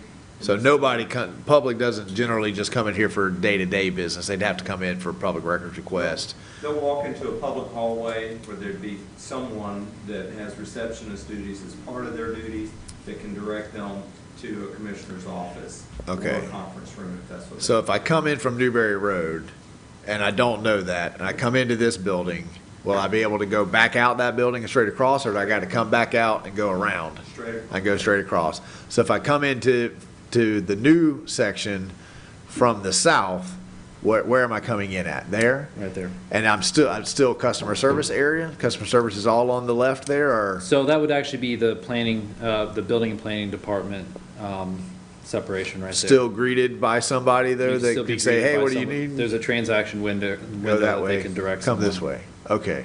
And then if I keep going, I turn right and I'm into either conference room for people who want to come in and talk about bringing a business to Newberry, or walls come up, that's the whole commission room. Correct. Okay. And that's it for the first floor. That's it for the first floor. Second floor, elevator and stair access? Elevator and stair access. And when I come out on the second floor, what am I coming out You're into? coming out to the, if you come up the elevator, you're coming out to the accounting and finance department. Okay. Which doesn't generally have a window? Nobody greets at accounting and finance? They're all upset about paying something, so they're all mad. Oh, customer service, okay. You come up to. I mean, I come out to a hallway, obviously, but. Everything on the second floor was designed so that those are the departments that do not require a whole lot of public-facing activity. And if they do, there's kind of notice ahead of time so that they can get assistance in finding the location. So everything on the first floor is designated for those walk-up functional programs. Second floor is for more reserved if you would have a reason and knowledge to go up there if you're looking for something. Commissioner Mazon? Yeah, so maybe I'm just confused right now. So the entrance is up here? It's not here anymore? It's going to be both? Because I'm just, This building is not on that page. Yeah, how about what about our citizens that are used to walking to this door and coming into the city hall? And they'll walk There's a through. continuous corridor all the way through. So if you come in off of Newberry, even though this will be repurposed for an executive building and have a different function, you'll be able to walk through the building as it's shown right there. So technically, the front of our office, the front of the city hall would be from First It'll Avenue. be facing First Avenue. Just out of curiosity, why did we do that? We'll have two, we'll have one from over here and one from Okay. over there. Yeah. It'll just be newer over there. Go, where was that other rendering? Was that a slide ahead or slide back? That's this building. Let me, if you don't mind, I'll flip through some of the renderings first, because I think that might help to answer some of the questions. And then we can double back to. All right. So, I'll skip over those. This is what we're proposing. This would be what you're seeing from First Avenue. And in this format, you're facing directly on, so it has that angled approach. So as you're coming up First Avenue, you'll be able to see this facade. It utilizes a lot of the same elements that this current building has, but limited. And that's a conversation when we get into budget and costing as far as what were some of the decisions that were made in that. This is looking at the covered pavilion that attaches the two buildings, so that you can have a constant corridor all the way through, so that anyone coming from Newberry Road has coverage all the way to the new building, or they're going to the executive building, or vice versa. Okay, this is a vantage point from the southeast corner looking back. On the left is the current building, and on the right is what the new building would be proposed as over there. Again, this is the mixed corridor to where you can get use of it for drive-through traffic during work days, but it can also be closed off for private or public events during festivals or any other activity to create this functionality here. Are those for the city employees to put in, or them hydraulic, or what are the No. stanchions? Are they Those would like just be standard force bollards barriers? that you can put in and remove based on. Well, force protection, son, it comes up. Don't think it ain't there. I'm just wondering. We could put the hydraulics in, but it raises about $30,000. Yeah, I was just wondering. It's a good question, and it shows up later in the slideshow. Okay. That we could have either. We can have both. So this is a look. This would be what you're greeted with coming in from the new front facade facing First Avenue.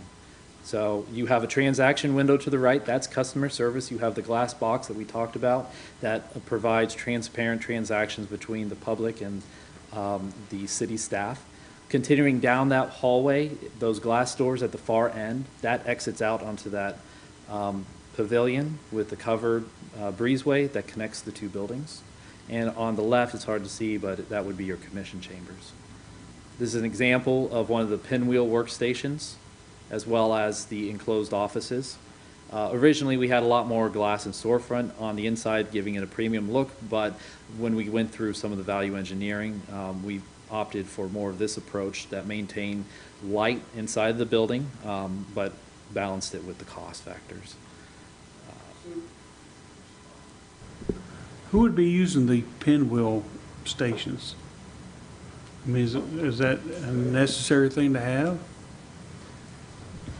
Mr. Mayor, those don't have to be included currently, but for future build out and as staff grows, we added those so that we would have additional space if needed.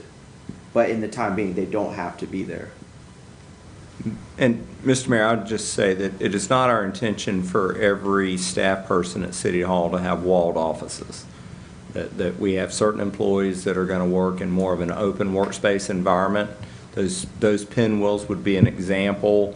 You know, we've referred, maybe 15, 20 years ago, it would be the cubicles, lower workstations when you walk into an office environment and you see the workstations are separated by short walls.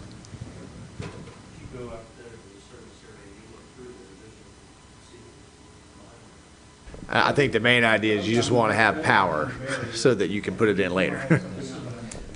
It is. That's behind the main wall somewhere. It's not just out in an open wall. Yeah. Okay. And back there behind me.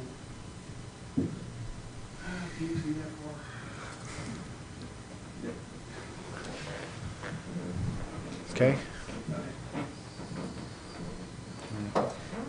So let me double back to So the. can you, I'm sorry, can you go, because the one on First Street has the arch, that there. So that's what people will see from, as they go by on First. That's what you see as you go by on First. And when I'm on this road, it's one way, that. So Correct. that is the. That's looking back western. towards the east. Looking back towards the east. Correct. Okay, Old City Hall. Standing at our right, generator. okay. And then go back to the one on First. Are you looking for feedback on the design, or you don't want feedback on the design?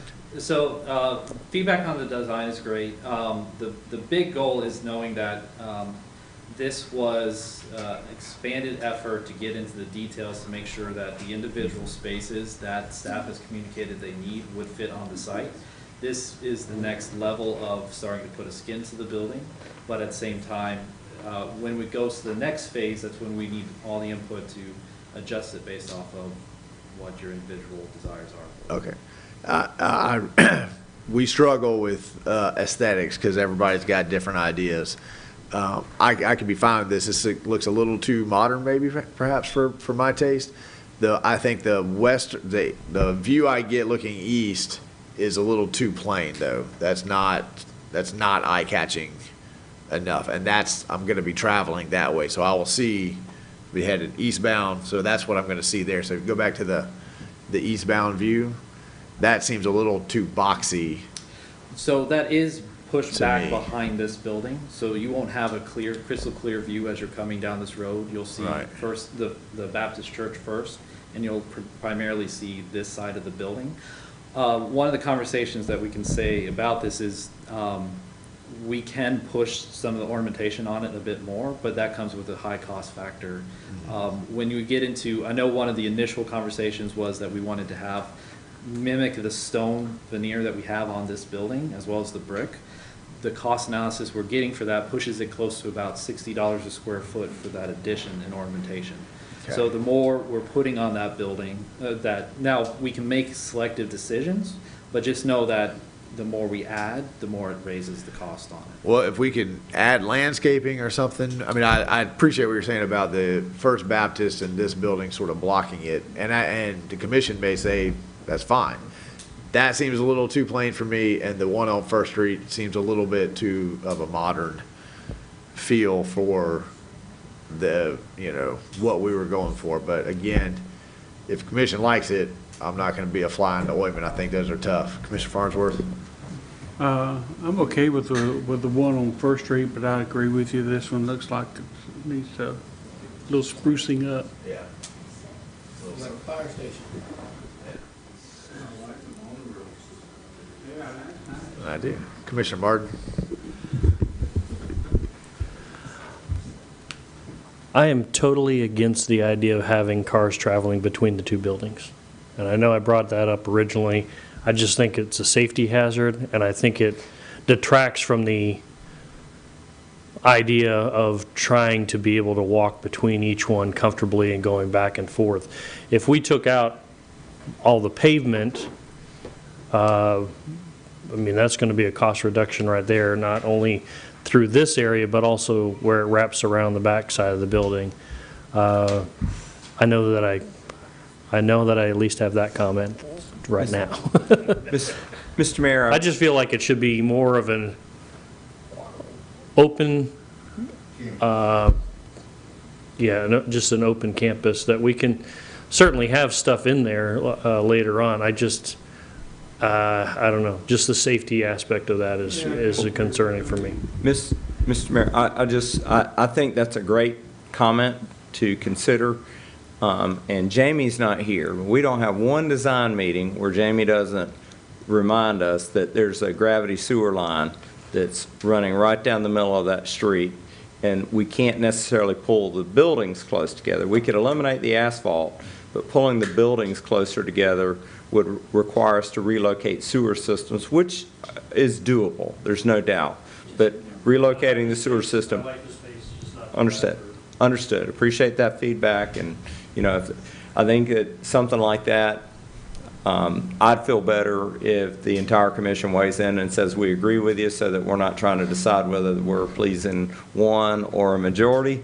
Nothing personal there, but if the commission wants that roadway not in there, then, yeah, Well, because I'm not going to lobby against you. I'm just asking for some consensus. I agree that we do need to have a conversation. I thought we already had the conversation though, and I thought that we came to, you know, the pathway that looks more like it's for walking and bikes, but you could ostensibly drive a car through it if the need arose.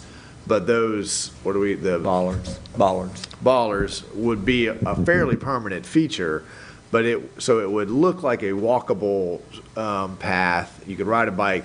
If we wanted to have a festival, farmer's market, something like that, you'd be able to drive through there, but it's not a drivable. And in the presentation, is this presented as something that's an everyday? Because we're not talking about hydraulic bollards. We're talking about moving them out, which means that takes effort, which in my mind means that the implication is that that's not a pass-through on a daily basis.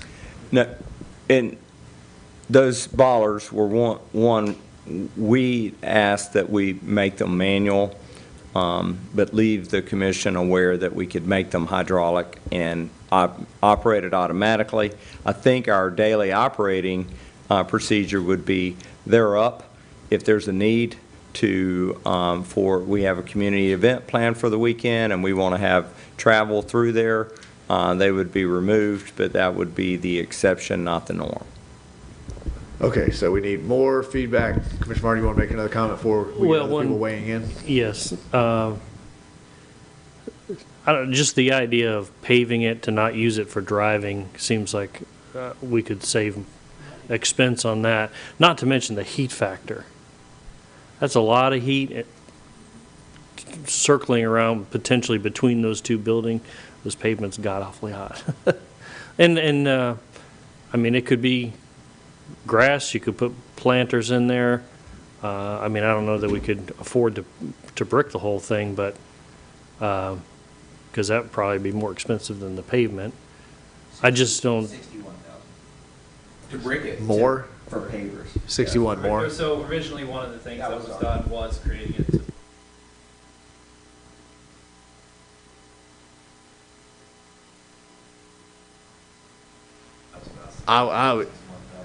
I think that's a good 61,000 to spend. I agree with, to me, I think part of what makes this look so bland is just the pavement.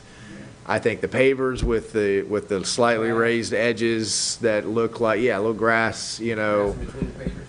Yeah, I mean, I just think that's something we should ask y'all to go back and look at again. Is there a way to reduce the 61,000 cost of changing it around? But I think that'd be more attractive. I think it sends a better signal that this is intended for walking, biking, that kind of a thing. Tim? I mean, if we have the idea of putting festivals in there, maybe we make grass squares in there that are 10 by 20. You could get 2 10 by 10 tents in there with the brick pavers kind of making a grid of some kind that would, if there was a festival in there, could just look like the rows that you walk in. I mean, it definitely would have to, I think, pavers between the two buildings under the monorail? The monorail, yeah.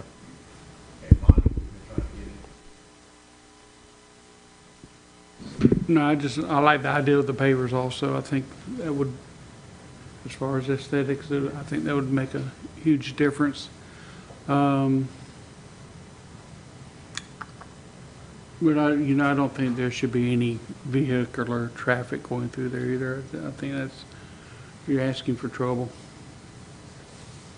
I've got 2 commissioners that no vehicles, pavers. What's the purpose of the drive-through for the vehicles going through here? What are they doing? What are they driving for? So if you look at the overall site plan, it connects, there's a parking lot on the east and a parking lot on the west.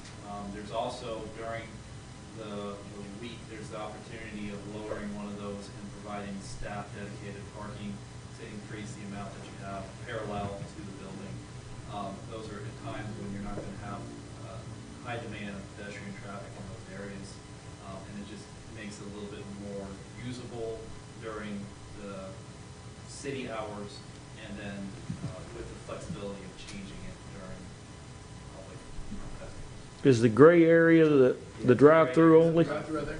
That's the multimodal center. So if you go back, what's the covered pavilion? I thought we was looking straight at the building. The covering that you guys see that connects this building that needs to be spruced up is right. Is right there, but Just that. I don't see the covered pavilion. Where's the covered? Pavilion right there. Oh, that don't look that big. Cover pavilion The is arcade northwest, that you north have south. along the eastern side of this building. So Okay. it expands outwards and provides covered protection for. Okay, I see what it is now. But I think to Mark's original question, But there really is no need for the road there on a daily basis. There, I can see lots of need to be able to drive through there, right? But not on a daily basis, which again takes me back to pavers, some grass, some different options of something like that. Where you at, Mark?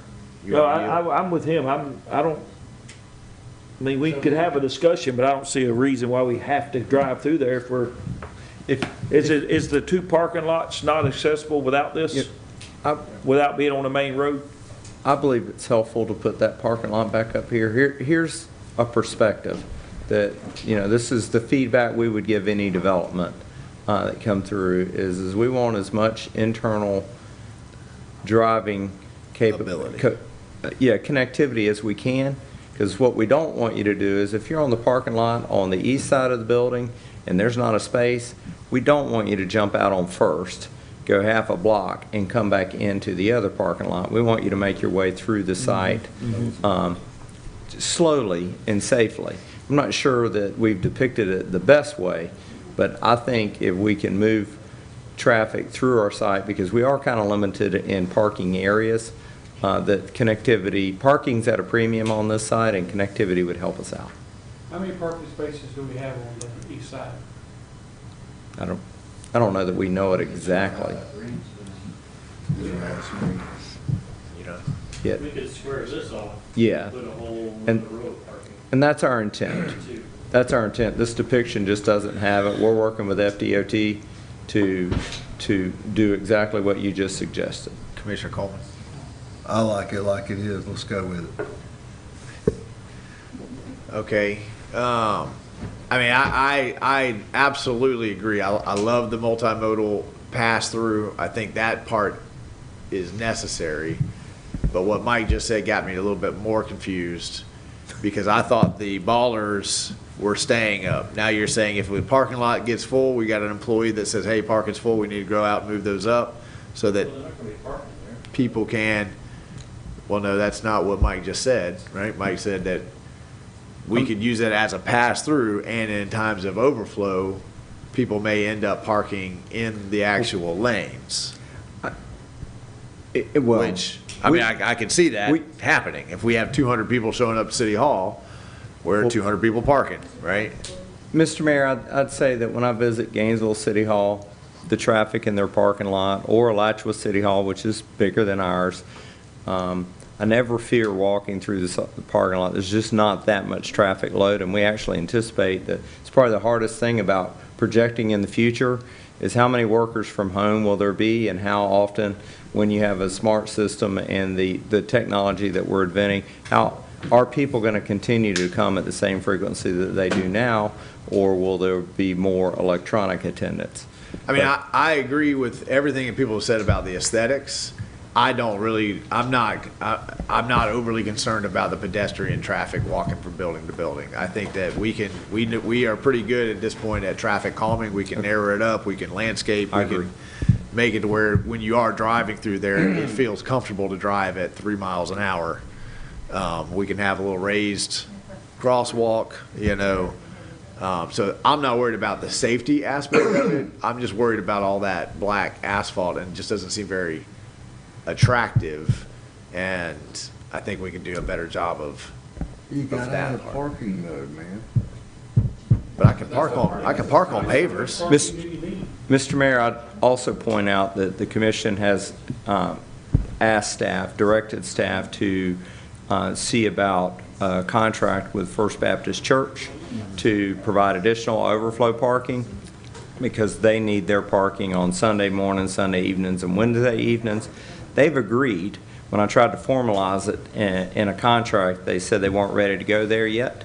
But we stand, yes, bless you, Scott. We stand ready to formalize that contract with them to pave their parking area. That was the agreement. We pay the parking area and we get used to it, use of it. Public gets use of it when they're not having regular church services. Okay, I think that what I've heard is, let's keep thinking about this. Let's see if there's a little bit more economical way that we can do something a little more attractive, traffic calming, those kinds of things, and let's come back on this point. I don't want to be here. Is there some more slides? Excuse me, Mr. Mayor. I don't want to be on this point all night, so let's move on to other considerations. Yeah. Commissioner Farnsworth, before we leave. Yeah. Last point on that, on the. I would just like to get the full commission's opinion on whether we should have that drive-through or not. You talking about the multimodal pass-through or the drive-through for people to actually drive up? No, the multimodal? Yeah. Okay, I hadn't heard anybody say they didn't want the ability to get through. Anybody not want the ability to get, Ricky said he likes it the way it is. I thought that was what Tim was saying. Tim doesn't want drive-through traffic. He doesn't want asphalt, he doesn't want drive-through. The cars driving, because Right. he feels it's a safety hazard. Right. Which, you know. That's what you're talking about, right? Yeah, and you agreed with it, which. But I didn't we said hear. pavers. I didn't hear Commissioner Martin say to take it out completely, right? We still need at some point the ability to take down the ballers and be able to move through. Did you not want it at all? You don't want any ability for a car to get through? I'm totally confused now. No, I don't want cars going through there at all. I think Okay. people should be able to walk. I think you should be able to ride a bike, through there. But I think we get rid of the pavement, dress it up with some pavers or grass planter squares and grid it out. But yeah, I don't like. I mean, it is a safety issue for me, but I just think aesthetically, having a car driving through there just disconnects you from having this. Just a campus. I mean, it's like, I don't know, if you're up at campus driving a car through between between the libraries where the French fries are, or driving through the middle of Turlington. Okay, so I got one commissioner who wants to do away with it completely, one commissioner that likes the way it is. I need at least two other people to speak up. You already said no. Yeah, I did, but I was wondering if you could eliminate that parking lot on the west and move the whole building further west. That's where the drive-through is for payment. I know, but you don't need a parking lot for the drive-through, do you? It could be done. I mean, that's what we do out here, right? We have a parking lot. That parking lot to the east side of the building, just have it all in one area. Just split the parking lot. Hey, before we start that, where are you on the drive-through, Monty? I'm not in favor of it. I thought you wanted the ability, just not a daily driver. You don't want it at all? No ability to drive through at all? No. Okay, so I got two that don't want it at all. I got one that likes it just the way it is. Tony? Okay, I feel that if you keep it, if it's like asphalt, people are gonna have that mindset of driving through it. I think once you put pavers down, but still have it to where they can drive through occasionally, it's not going to be that full traffic going through, because it doesn't look like full traffic, Right. Asphalt or concrete or whatever. Okay, so I got two that want to be able to drive through, two that don't want. Mark, the decision is all up to you. 100% up. Yeah. Do you want to have the flexibility to drive through? Well, or do you want to shut that? I'd like a quarter-mile strip made through there for drag racing. Golf cart. Mr. Mayor, I'm not in favor of driving through it. I do like but I understand too, we got to do this rational. I mean, if it's gonna make sense, but if we're gonna go out on First Street to get around the building, if this is our only cut through, we're kind of Okay, so shooting yourselves again, in the foot. I don't want to be here all night. All right, let's see if we can do some value engineering. Let's see if we can do some renderings. we're obviously pretty split on this, right? And I think we just need to do a little bit more work. I'm not seeing the big hazard. I don't think that this is gonna be a drag strip. I think that you're talking about, how many feet is this in between the buildings? You're looking right here to It's here. about 20 feet. You know, another. 20 feet. A good example of it might actually be thinking about downtown Gainesville and get into. We don't like to think about Gainesville and Newberry. But the brick paved area right there by Dragonfly and, you know, that's the Yeah. strip right there. So you have a lot of, it's probably the closest best example. You have a lot of I see pedestrian people traffic. drive here, and as soon as they make that curve, they're less than 5 miles an hour, because I've got the parking lot, I've got the drive-through, I'm making a decision on where I go. Tony? I think the most traffic, I think the most traffic we'll probably see on that road is when they're holding festivals, right? Which is typically on Saturday, right? None of our employees are working Saturdays, are they? No, so you'll get them trying to cut through just to get out and go home. So you may get them going through there once through the week. Well, through a big festival. I will say this, the aesthetics of it being, if you're gonna drive on it, number one, the pavers would be a whole lot better looking than black asphalt. Yeah. A whole lot cooler if we're here on the weekend doing a festival. Right. So I think we ought to just think about this thing. Bring more information back to us Mr. Mayor, I just want to reiterate that we don't have to decide that. tonight. And if $61,000 makes or breaks the project, we don't need to be building it. Yeah. I think we sit here, we talk about it. All right, we need to talk about where we're putting the bathrooms next. Is that where they're getting located? I'm sorry, go ahead. Here for the night. Yeah. All right, so getting back to it though, so this is the overall intent of where we're at right now. Again, it's a concept and can be molded based off your preferences and what you want. We're trying to balance a lot of things here as far as the historic character and cost factor. So going back all the way to here though, this was when we initially started the conversation with a lot of these elements in place, with the hydraulic bollards as well as the pavers, as well as the more ornamentation on the building. And what you're looking at is, and this was put together by a professional cost analysis team, the new construction of 10,765 square foot would bring it in somewhere in the neighborhood of $513 a square foot, equaling about 5.5 million. The existing renovation, which we haven't talked about a whole lot, haven't had the opportunity to go through, that's at the end of the slide, would come in the neighborhood of about 611,000. So totaling up at the initial concept, 6,137,000 and some change. So we didn't stop there. Some of the decisions that we made with staff were to come in and get that number down. And some of the sacrifices that we talked about here, of going from pavers or bollards and those elements like that, is what you see at this final number here, to where what you're looking at is about a $408 square foot building. The existing renovation went from 196 down to 137, totaling out at 4.8 million for the project. Working through the remainder, there are other options available to us for further reducing costs, but it becomes a conversation of where is the best bang for the buck, right? As far as what elements you really want to have in the building, what sacrifices are you willing to forego? Maybe one side of the building isn't as decorative as the other. Maybe the form becomes a bit simpler as far as the box shape. Those become architectural conversations that can streamline it, but it also comes with sacrifices. So that's where we're left with the cost analysis to this point so far, in having these conversations. Jumping forward, or moving forward, one other element to talk about is this current layout has the potential for future growth as well. So the current building, or the new proposed building, would be about 10,700 square feet. There is the ability to add on the left here a additional 5,000 square foot expansion in the future without affecting parking, and then eventually you could come in with another 10,000 square feet if you find an alternate location for parking underneath that space. So we're balancing again the proposal for growth of this building on site and the current, accommodating the current needs as well. And that's what it would change it to in its full future proposed form, that southeast corner.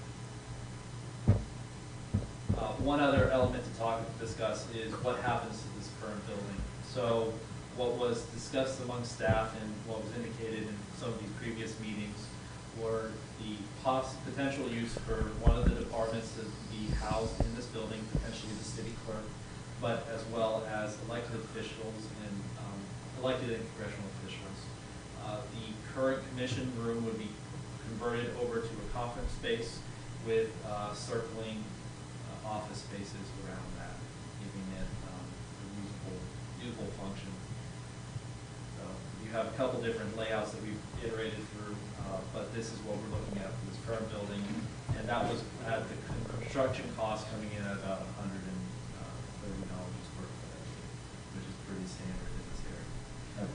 Going back to value engineering. Commissioner Farnsworth.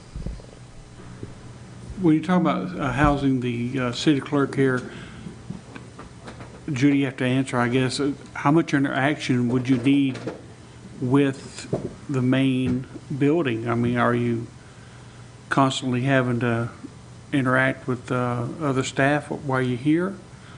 Or would you be okay in a separate building? Well, actually, I interact with other staff.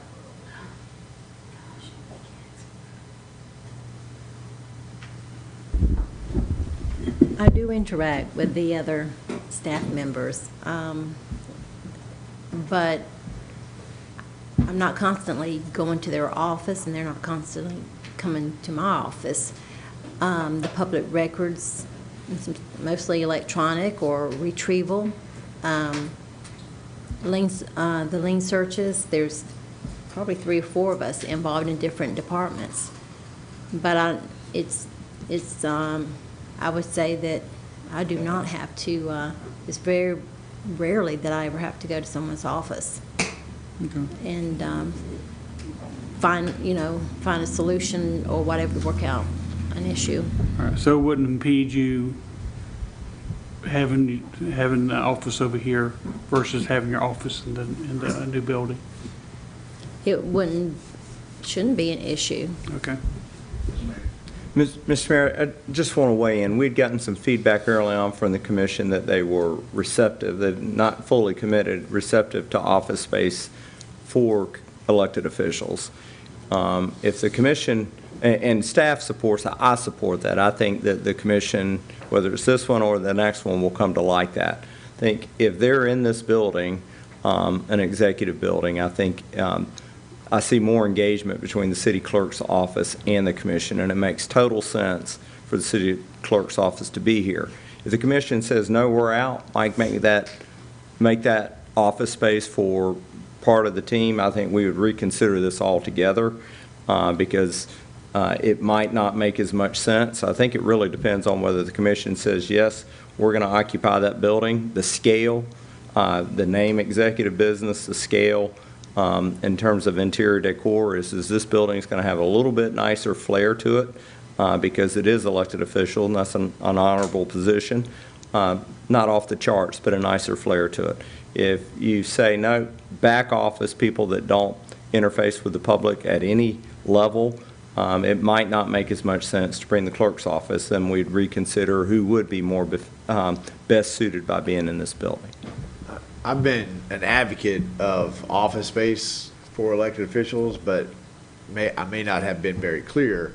I'm not necessarily an advocate that each one of us needs an office. I on a weekly basis, need to meet with somebody who doesn't necessarily want their conversation to be public. But I think that having 2 offices, just in case there was a commissioner that needed to have a meeting and another elected official needed to have a meeting, I think having 2 offices that, basically just had a couple of chairs and a desk and it was a quiet place to meet would be more than fine. But I think Mike is right that we need to hash this out because, we've tried office space for elected officials in the past and it generally goes unused for the bulk of the time. Most of us have day jobs, right? this is a part-time deal.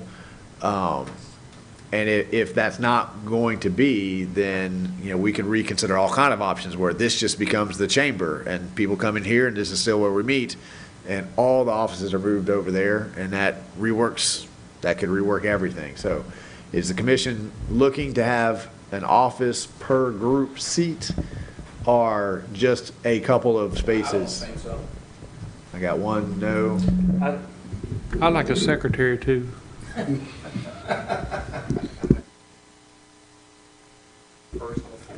Personal assistant.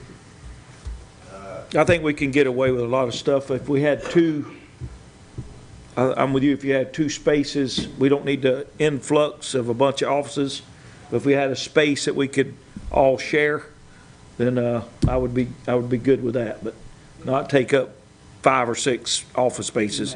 They're going to go unutilized most of the time. So, Commissioner Martin.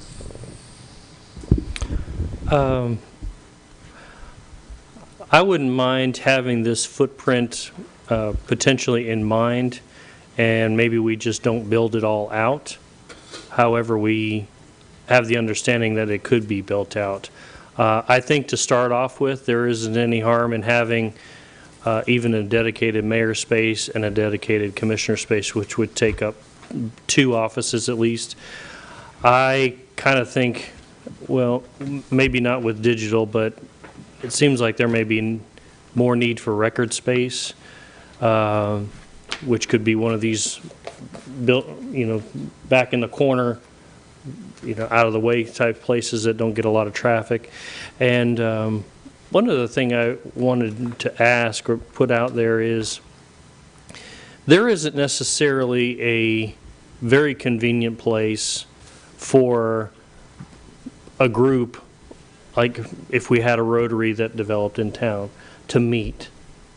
None of the restaurants have a semi-private area or anything like that at all.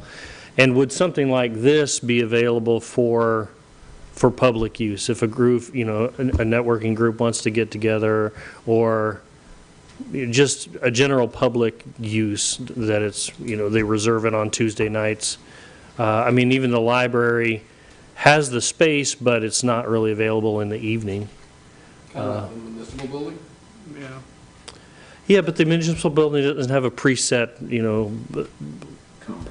conference table with AV on the other end. I travel all the time, and I'm always dying for places like this. And this is where I have tons and tons of functions in public spaces that have a ready-made conferencing spot. Mr. Manager. That's a terrific idea. We've talked about the need. I think we expect that the conference room at the Little Red Schoolhouse will be more available for that. The expectation is that when this building is complete, there won't be any regular city offices over there. We think that they may be an incubator building for a startup business where you got 1 year with a really low rent to get yourself acclimated, potential offices for a chamber, potential offices for Main Street. Someone needs to be in that building to keep the museum part of that building open. But that conference room in the Little Red Schoolhouse, we use it on a limited basis now. Typically, it's Newberry High School that uses it, but I think it's a great idea, and I think that it would be incumbent upon the city to try to find that space, whether it's in this building, Little Red Schoolhouse, or actually both. Okay, so let me return us back to the original question. 2 rooms. Two offices, what does that do, Mike, to the overall? If we only use, and I kind of agree with Tim's point, you could go ahead and build out knowing that eventually they will get used.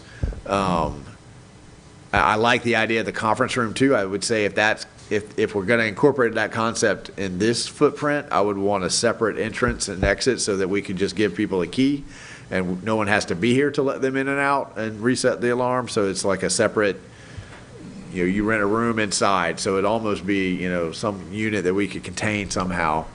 I know that I always feel bad when the opioid task force holds up employees in the Little Red Schoolhouse when we're meeting at 8:30 at night, that kind of a thing. So what is it, if we just have 2 of these, what does that do to this idea of having the clerk here, but only 2 offices? Seems like a big empty building at that point. Well, it frees up 4 offices. We currently had 6 planned, so it frees up 4 offices to either be more storage or potentially put another work group in here. Hadn't thought that far ahead, but that's certainly one of the things that we could go to work on and see what we think would be a best fit for this building. Commissioner Clark. When we first started this project, we were talking about the size and the scope of the city hall, making the thing 2-story from the get-go, going up instead of out. But we also, I heard the congressional offices, but we also talked about bringing a tax collector or some type of other entity to Newberry. So would this be able to fit a tax collector or a driver's license, property appraiser? Food for thought. 4 offices, particularly easy to get an elected official at the state or the federal level in there.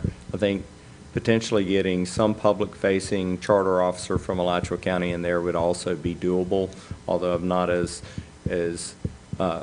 confident in that one, just because I don't know enough about their space needs.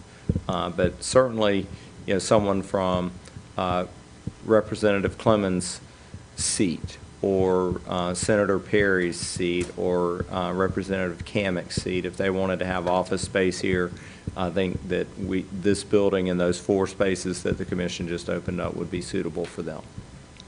Okay, and Commissioner Farnsworth said it in jest, but I would actually say that I think that this board is getting close to being in a position where we actually do need at least a part-time secretary that works for all of the elected officials. On a weekly basis, we also continue to have struggles with calendars, keeping track with those kinds of things. And generally, that's what I see other cities do. They bring in 1 employee on a part-time, and that person is there to keep your calendar. If you have a question about something, they're the ones who go and do the research to bring it to you, right? I don't know that we're there now, but I think it's something we need to start considering, because not calling anybody's names out, but almost all of us have had a struggle where that's going on now. Ah, man, I missed it, right? And again, I feel bad when I have to ask city employees, hey, I need this information, and I know you've got 12 other things to do, but I need you to stop and go research this for 3 hours. So again, we're getting off. All right, so we're gonna proceed with this, right? As it is for now, and we'll come back to. So this slide here, as was discussed earlier on, we were talking about the cost analysis. The team member that we used for this, they flagged a few other areas that could potentially get you down to the $354 per foot number. However, that is with some dramatic changes to the architecture of the building, reduction of the natural stone down from what it is currently, elimination of the front brick features, deletion of the canopy connection between the 2 buildings, reduction of the interior full-light doors, deletion or reduction of the entryway, and deletion or reduction of the arched canopy area in between the 2 buildings, simplify exterior wall construction and wood in lieu of steel or block for the construction. So the reason why it's left for this slide is because those are pretty substantial changes to some of the goals for the building to have its prominent features, public-facing features. That arcade, that's one of the items that we talked about, the covered connection between the 2 buildings, as well as in wood in lieu of bricks or block or steel. That's a major change to the structure. You know, the last time I sat behind this bench and had a conversation about value engineering was with Champions Park. And we took everything out of that park that may have made it nice. And almost every decision we've made, we've come to regret. And the few things that we kept into Champions Park, we didn't do those very well. So we have those big, tall scoring boxes. And if you actually sit up there, you can't see home plate. So this phrase of value engineering, I'm afraid of. I know that we want to do this in as cost-effective way as possible, but I would prefer, if we can't afford to do it, like Commissioner Clark said, if we can't afford to do it, let's wait till we can afford to do it. But when we do it, let's do it right, because I don't know what all of those things are. I mean, I've had a lot of people make presentations about how you can value engineer and it'll still be good and it'll still be nice, but the only time I've done it, it's been a regret. Commissioner Clark. I would like to see a cost per item, if this is $100,000 or $50,000, or is each one of these where we're at. But I'm not in for, I'm definitely not in for a wood structure in lieu of steel or block. I mean, I think if we're going to build a building, it should be a rock solid building. Matter of fact, we may have to use it as an emergency place for what we do around here. And our team members need to have a good building instead of a wood structure that can be blown down. So that's just kind of some thoughts on that. So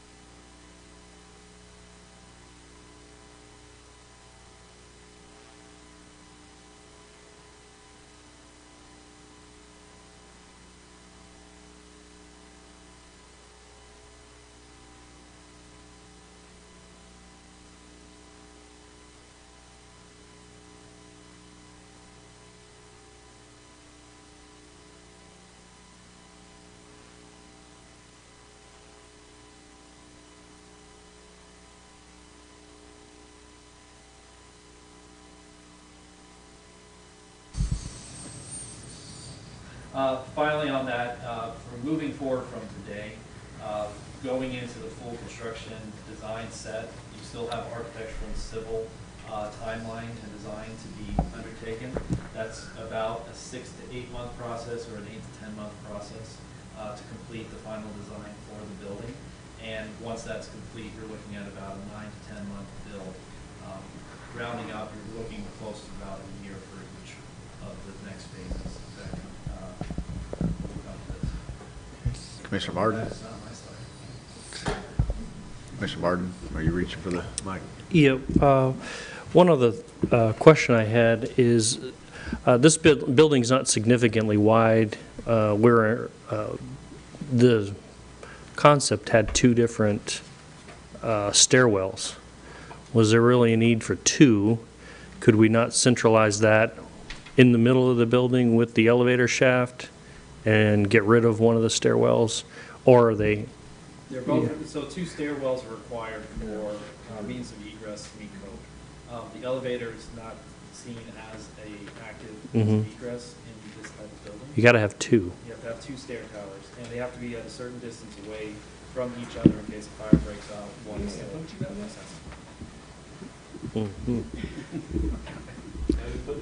They're both interior? Is one of them interior, or they're both interior? They're both interiors. Mike. They both have direct access to the outside. So you can come down the stairs and you exit into the main corridor, or in another emergency, you can exit out. Okay. If there's a fire, the elevator automatically goes down to the first floor and the doors open. Actually, could you leave the schedule, leave us on the schedule slide? Great question, by the way. And Mike, talk to us a little about, we have Larry King Boulevard, we have 15th, we have City Hall, and we have our conversation about impact fees, which is a significant portion of how we're paying for these infrastructure improvements. So how are we aligning? We have to be thinking about all of these. This commission has collectively put those 3 infrastructure projects as our top 3. We get less clear when we prioritize 1, 2, 3, right? We have different commissioners who feel different things, but I want to make sure we're having a conversation where we don't make a decision on one that prevents us from making a decision. We say, well, we can't afford 15th now because we're doing this one. So how are we aligning these conversations so that the commission can make these decisions? Well, Mr. Mayor, each project has a tendency to run its own course, unfortunately. So I can give you an update on the Seaboard Drive project.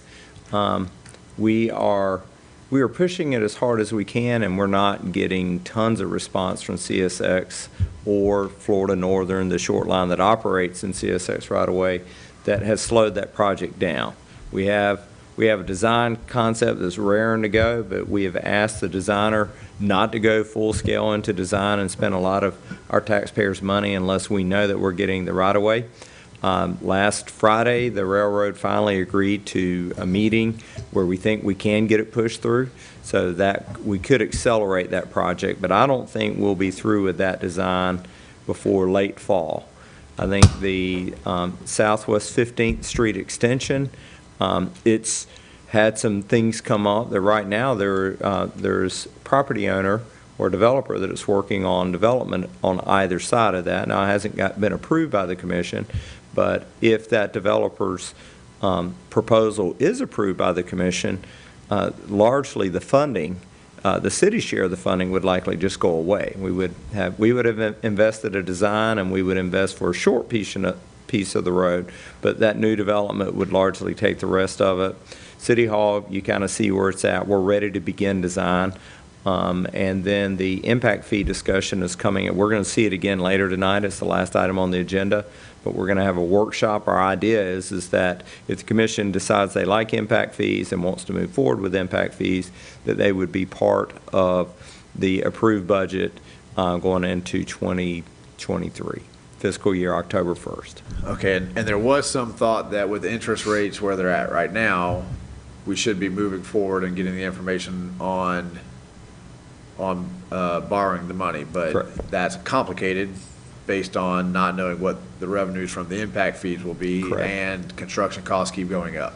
Correct. All of the above. So what is our likelihood of being able to get to a fairly comfortable place where we know how much these three projects cost? Because the idea was to get one loan to do all three, and then we were going to piece together the revenue. So I see There we Dallas go. making his way to There the we podium to answer those questions. Best shot. Mr. Mayor, you did budget money in this year's capital improvement plan to continue the next step of the City Hall expansion. You budgeted about $200,000 for the next phase. $200,000 is not enough to get us through civil and architectural, but it does get you started. In terms of issuing a loan payment, a loan for impact fees, while the commission intends to use their impact fees for the loan, we would advise not to use your impact fees as your pledged revenue because you'll get a worse debt service. So we're going to have to pledge your general tax base.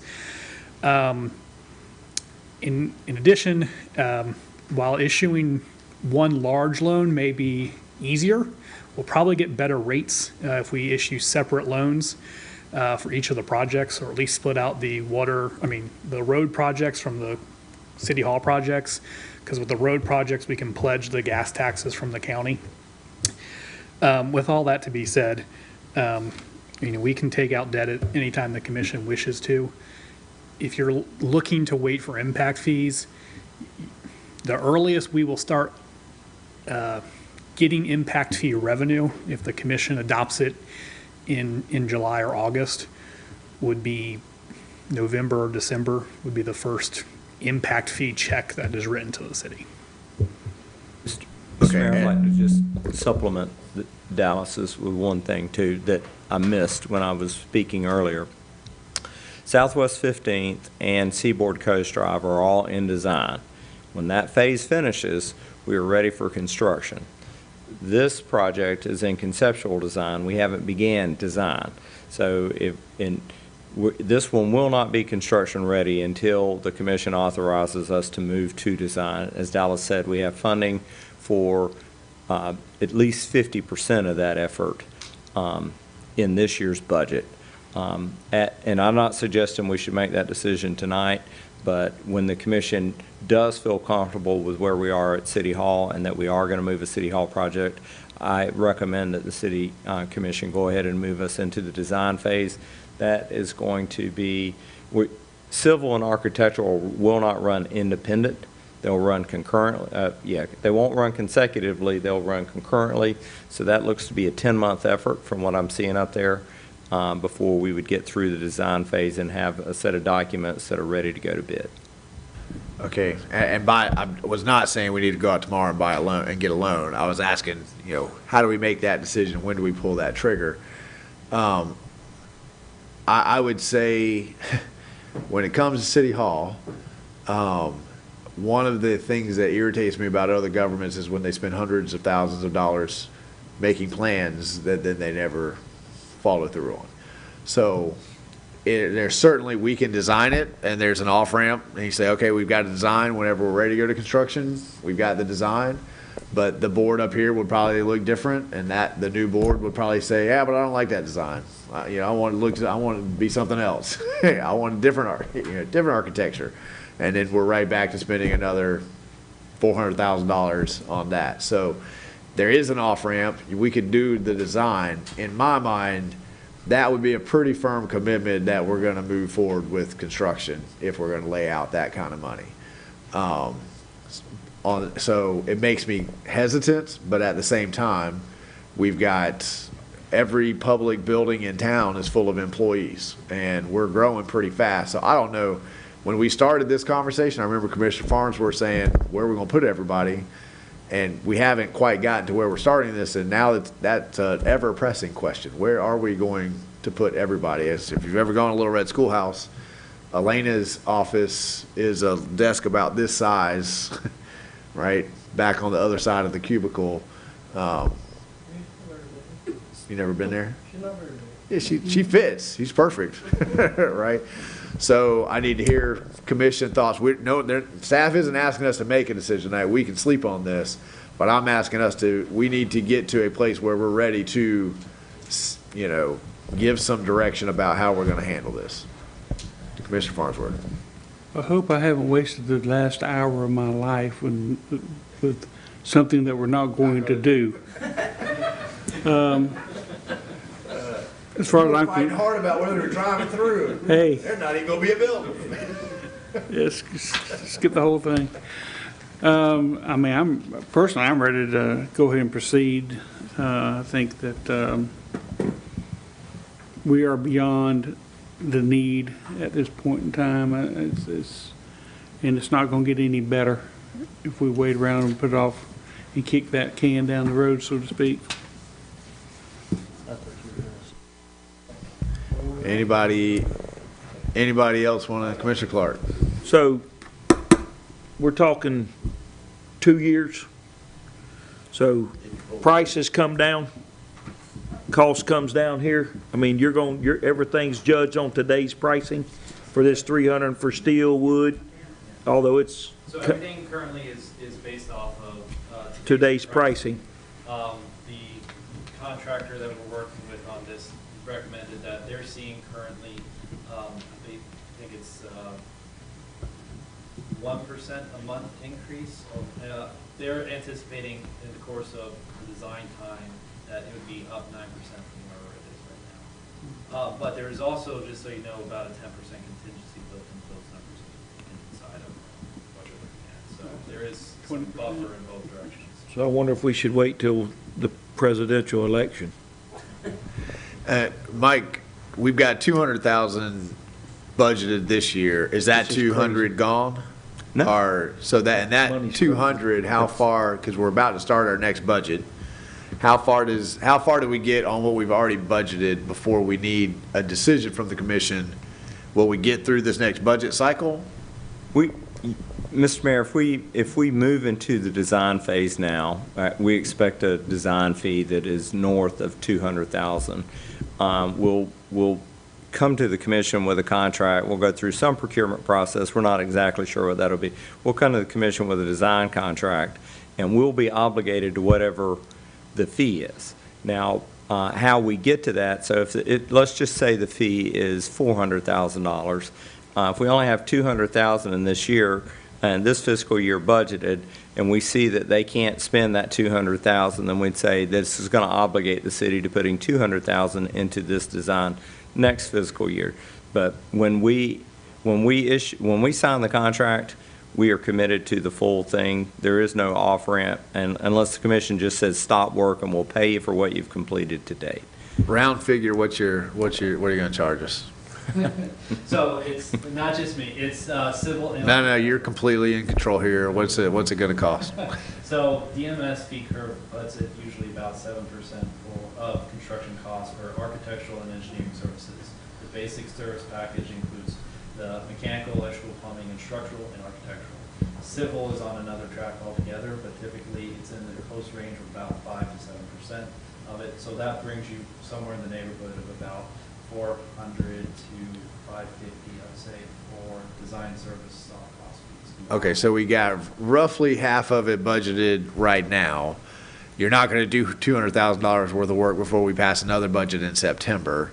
So the manager's point is saying yes now means that we are on the hook for budgeting another 200 to 300 in the next year, which we can handle Dallas without the impact fees yet, right? If all we're talking about is $200,000 to $300,000 to finish up the design concept, we can find $300,000.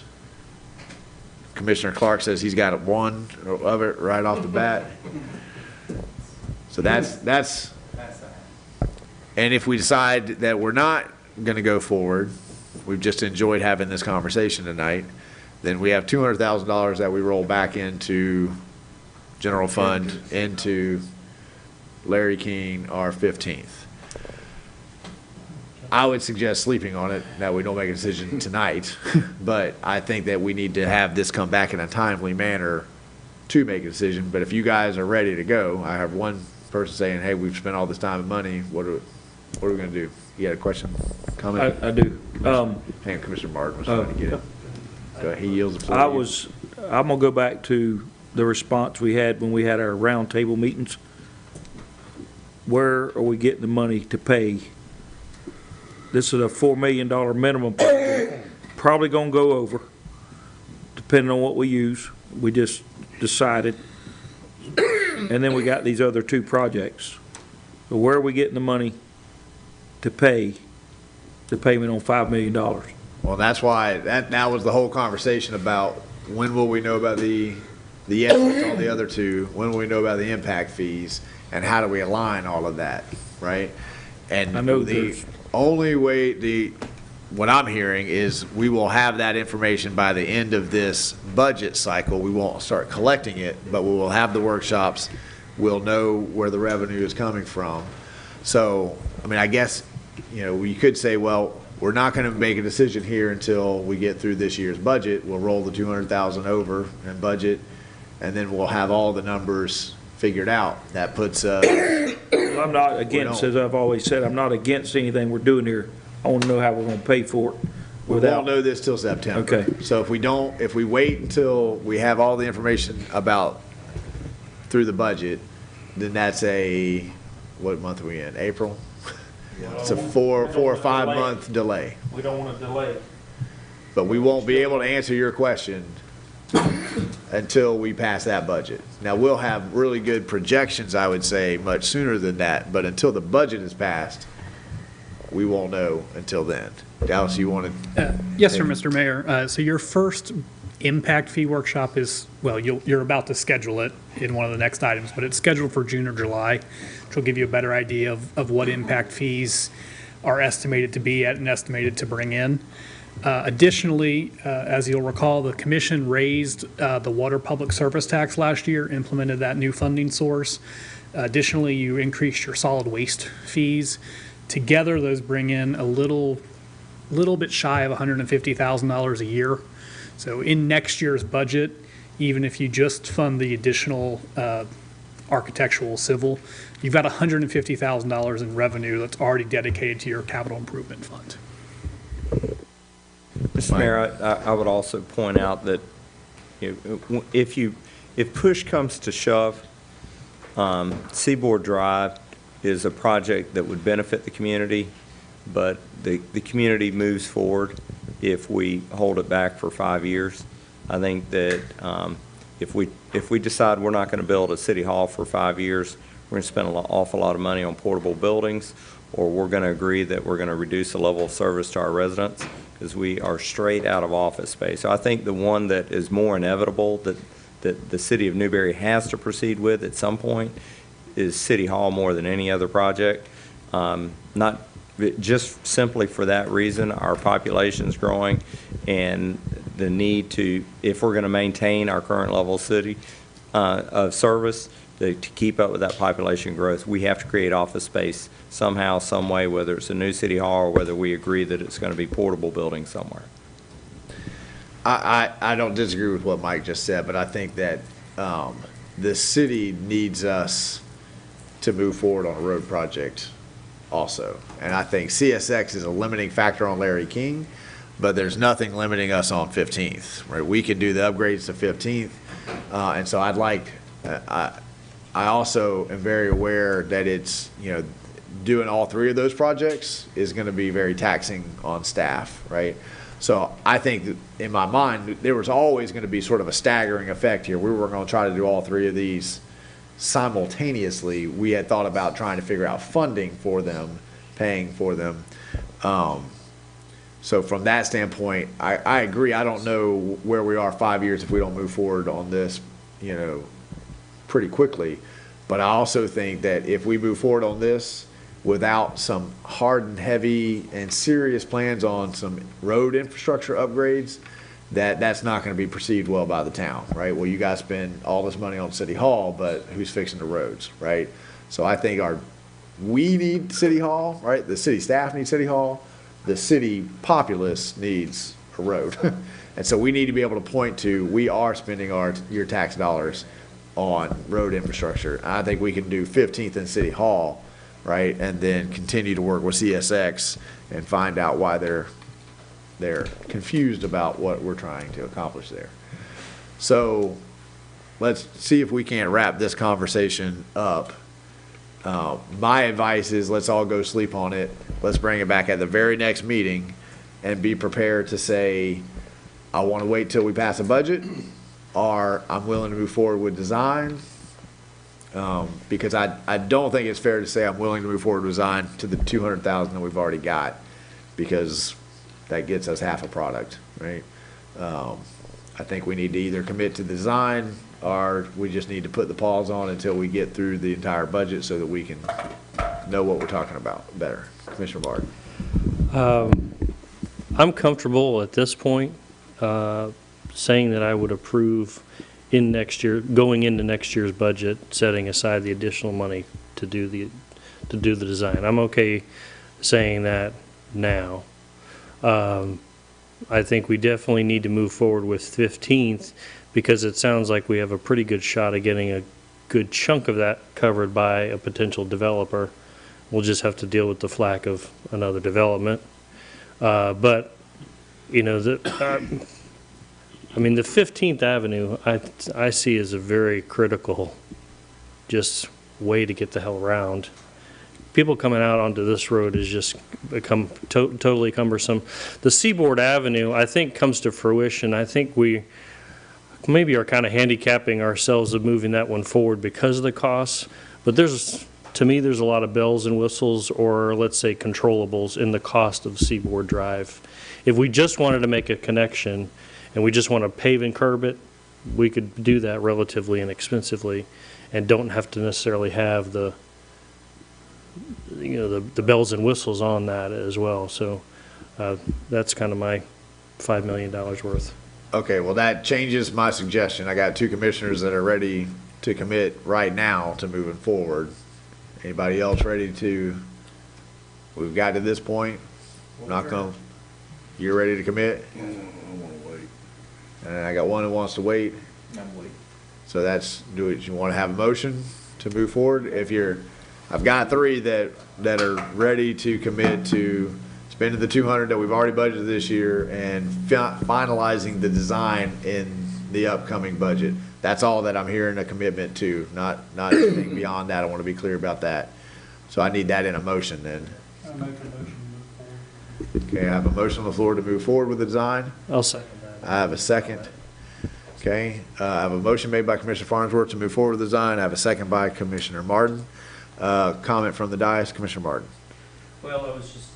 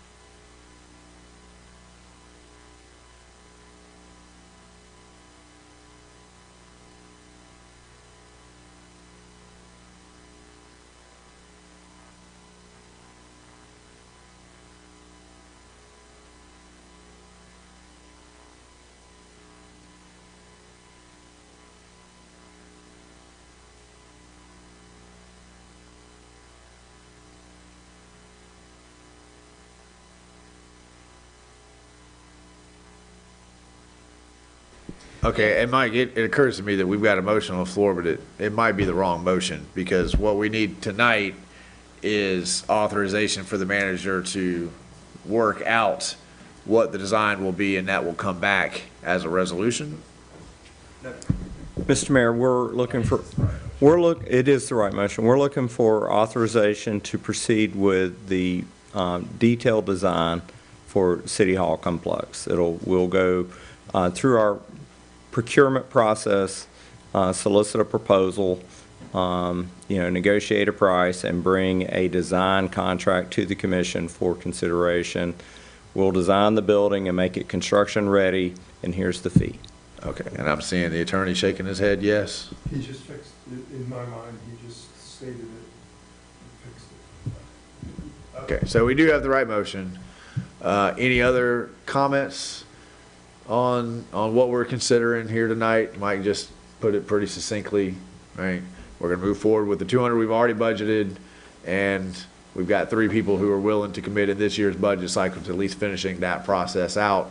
And the overall design fee is gonna come in somewhere between $400 and $550 was the number that.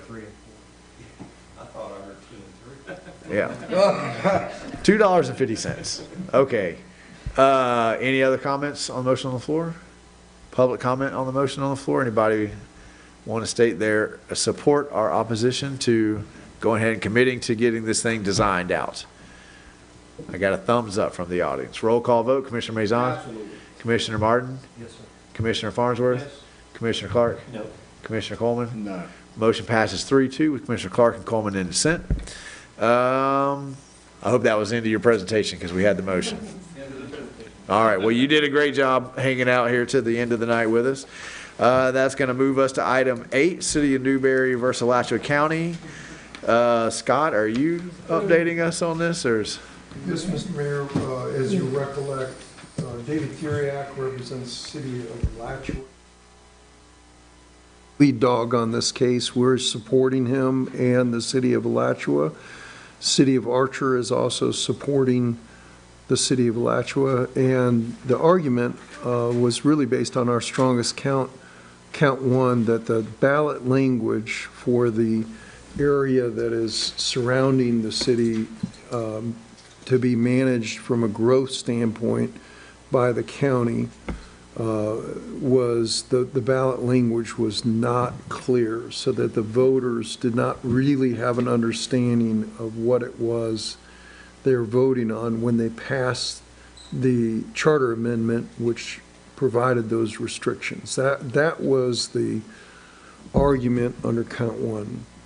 That was the trial court. At the trial court level, the judge disagreed with our position, ruled against us, and that matter went up on appeal to the first DCA. It's still pending with the first DCA. They haven't ruled on it. They initially said they wanted oral argument on the matter, and then they canceled the oral argument, which was interesting. And that's either really, really good for us or really, really bad. There's no in between on that. And we don't know what that is until this first DCA makes the ruling. So that's where we sit right now. And at the trial court level, we still have 2 additional counts. The trial court would like to move those counts ahead. They're not, frankly, our strongest arguments. And so the consideration is, let's let this thing sit at the first court of appeal level, let them make a decision, voluntarily dismiss the 2 counts that are still pending. We can refile them down the road, not refile them down the road, not spend your money, not spend City of Alachua's money or City of Archer's money at this stage, fighting something in a trial court level or at a summary judgment level until such time as we make a determination. If we win on the appellate level, then we don't need counts 2 and 3. If we don't win on the appellate level, then we can make a determination. Do we refile? Do we not refile? Do we call it a day and say, all right, we got to live with this until we can have the voters vote on something they do understand and repeal it or modify it or do what it is that we need to do. But we can't do anything until you as a body, I can't file a voluntary dismissal. That's your decision to make. My advice to you, to be clear about it, is give me the authorization to file a voluntary dismissal, and then we'll see what the City of Alachua does, and then if everybody agrees to do a voluntary dismissal, we'll let the first DCA make their decision. So that's what I suggest. Okay, so drop counts 2 and 3, we can bring them back later, finish in the appellate court, see how that falls. Any questions, everybody? In agreement? We're in the middle of that right now. We already made that decision. Yep. Okay, so do we need that by a motion, Scott? Motion, yes. So do I have a motion to dismiss counts 2 and 3 of case number 01-2020-CA-2520? I have a motion from Commissioner Clark. Second. Second from Commissioner Farnsworth. Any comments or questions on the motion on the floor from the dais? Commissioner Martin. What's the harm in letting them sit?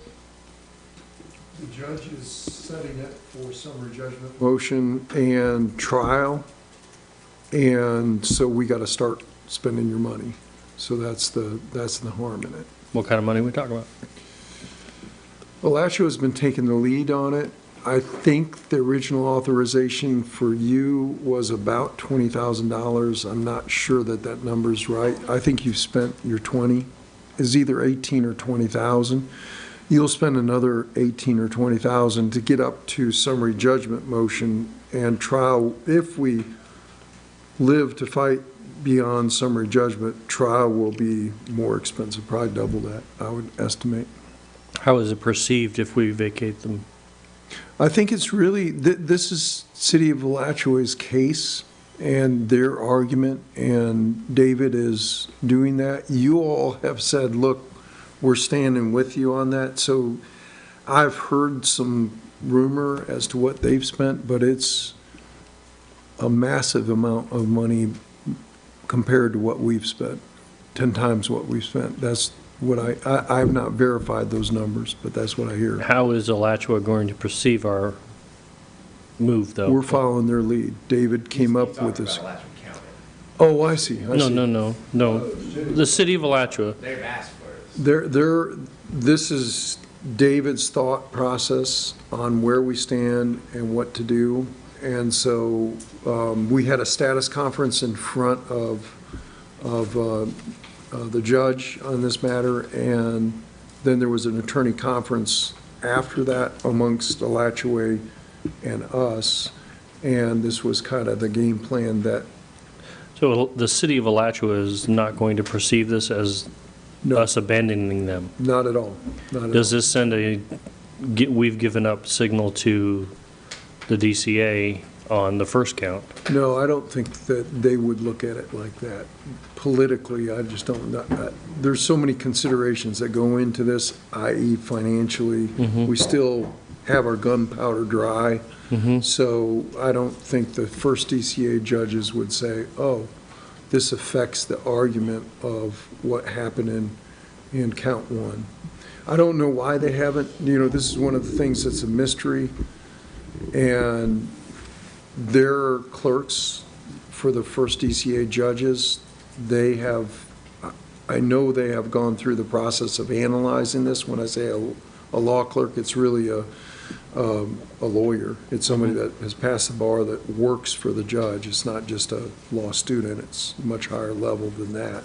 So they've already analyzed it. And the three judges, the longer it takes, there's something going on there, but they don't let us know what that something is. Maybe they want to issue an opinion. Maybe they feel that our arguments have greater strength than the trial judge did. So I Did the would trial judge say why he didn't side with us? It was a she. Or she, excuse me. And yes, she wrote an opinion that's several pages long, and she said that she felt that the ballot language was sufficiently clear that the voters could understand what it was that they were voting on. And this was Brazington? Judge Brazington. She's the one that's vacating? She is. That is correct. Okay. Come November, I believe it is. I would say that the longer this goes on, the more our argument is made, because it's been 2 years old now, the GMA. I think people believed that if they voted for the GMA, Alachua County was going to cease and desist growth, that they were going to stop it. And the last 2 years, Jonesville has exploded more than ever before. Unincorporated territory has grown at a faster rate than municipal territory in Alachua County, to the point that Gainesville is no longer a majority holder of population, right? When you have unincorporated and municipal, that's a higher population. So if the argument is the ballot language is unclear, and people thought that they were voting to give the county power to stop all this growth, that's clearly hasn't been the case. People, were misled about what they were going to be able to, what they were going to get by a yay vote on the GMA. Whether any of that comes into play in a court of law, different question, but. I think your analysis is correct. I think the longer this goes on, the better I like our chances. I think that's accurate. Okay, so I have a motion properly seconded on the floor. Any more comment? I have a motion probably seconded on the floor. Any more comment from the bench? Public comment? Seeing none, all those in favor signify by saying aye. Aye. Okay, motion passes 4-1 with Commissioner Martin in dissent. That moves us to item 9, Resolution 2022-23, which is a request for specific rural highway program and funding by Alachua County Board. Scott, would you please read that resolution into the record for us? Yes, sir.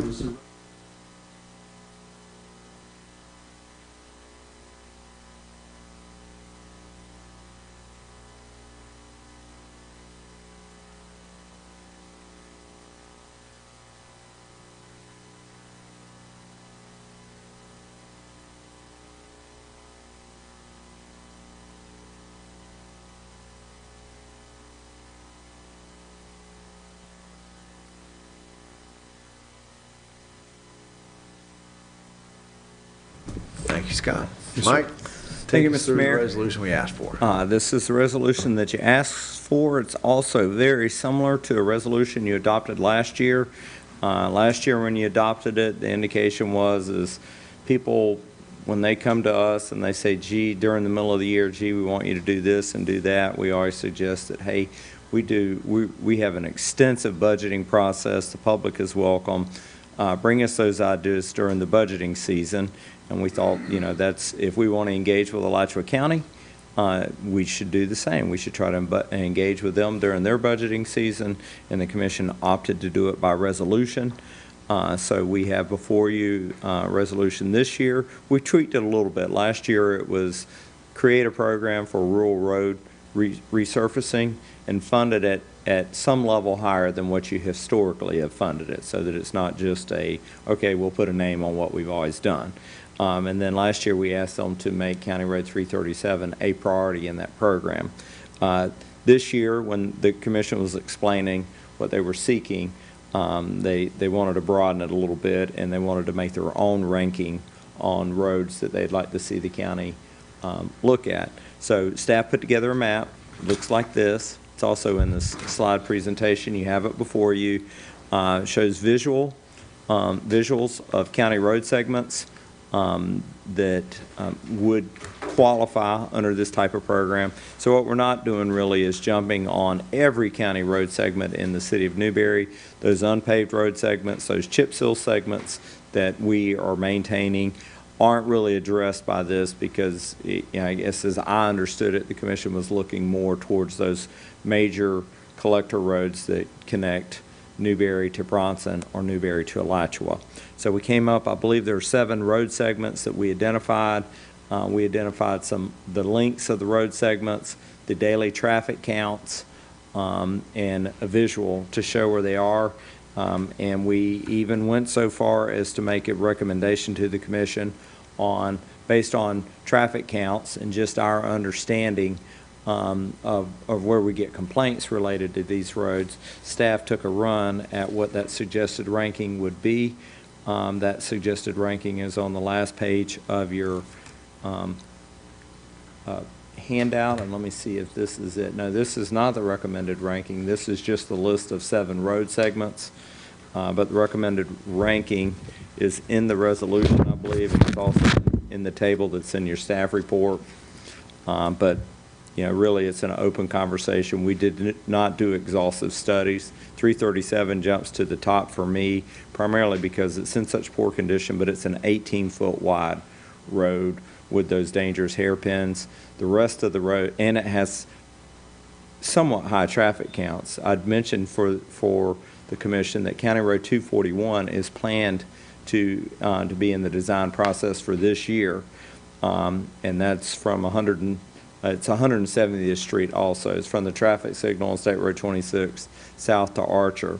So it sees daily trip counts of about 950, which would be, roughly a third of what County Road 235 or County Road 232 see. And then it's half of what County Road 337 sees. So we've made a suggested ranking, asked the commission to come up with whatever ranking they like. We're going to insert it into the resolution that the commission is considering, and if they approve it, we will transmit it to Alachua County as hey, this is Newberry's attempt to engage you in your budget processes and tell you where we'd like to see you spend our tax dollars. Okay, thank you, Mike. And if you remember, this idea was part of a conversation I had with a county commissioner who, when I said, well, this infrastructure tax that you guys are proposing, how are the cities going to be a part of the conversation with how those tax dollars are spent inside their municipalities? And one of her criticisms or concerns was, well, how would the county know, what the community wants, which roads the community wants? And so I said, well, I can tell you what we want because we're here in the community, but a resolution passing it much better than just listening to one elected official say, I live in Newberry and this is the one. So I appreciate this, and when we get it ready to transmit, I'd like to transmit it with that narrative. This is, when you decide on how to spend either the new infrastructure tax, if it passes, or your existing dollars, this is how the city of Newberry feels the dollars that whatever dollars you spend inside the Newberry, how they should be prioritized. And Mike, on our sheet, it does say a proposed priority of ranking rural highways and lists those 7. Talk to us a little bit about how that segment of 30th got moved to 2nd. Because I say 337 is narrow, and the fatality rates is why we've been focusing on it. It clearly has a lot of trips on it, but it's the fatality rates, but it's also the longest section, so it's going to be the most expensive. I think, if it wasn't for the fatality rates on 337, I think 235 would probably be would probably be my number one, just because it's so bad, right? Even though it doesn't have as many trips as 232. I think that's certainly kind of surprising to me that 232 has more trips than 235. How did 30th get? Mr. Mayor, just from the sheer number of potholes on Southwest 30. Oh, yeah. It just will beat a vehicle to death to the point that there are now ruts on both shoulders of the road where people would prefer to just ride on the grass shoulder Right. and ride through there. It's not expensive, and you can see it has the lowest trip counts of anything. It is in really bad condition. And when we say staff's recommendation, let's just be clear. This is Mike's recommendation. Well, and I did talk about it with Jamie, but he was really busy when I put the staff report together, so this is mostly Mike's with a little bit of input from Jamie. And I don't envy you the task, because all of these roads are in such poor shape. How do you judge, fatalities versus it's just knocking me off the road when I drive down it because I'm bouncing my way off, So, and my message to all of the county commissioners is, because they do seem, and I'm sure they're looking at the 8.6 and they're looking at the trip counts and they're saying, why is 337? Why are you harping on 337? And my message is, it's because that's the one where people keep dying on. I think it has the highest fatality rate of any road in Alachua County for a road that has that many trips, right? If you take out I-75, right? So, I mean, I'm fine with this proposed list. I'm fine tweaking it.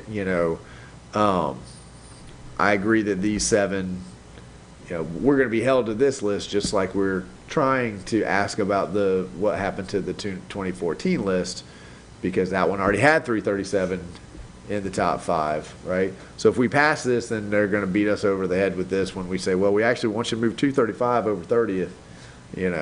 They say, well, you passed the list, right? And so we're going to go do that number 2. Anybody want to take a crack at altering it, or are you fine with this? It should be the cheapest road besides for 202 down here, 0.7 miles. Yeah, there's a lot of these can be fixed with ease. I mean,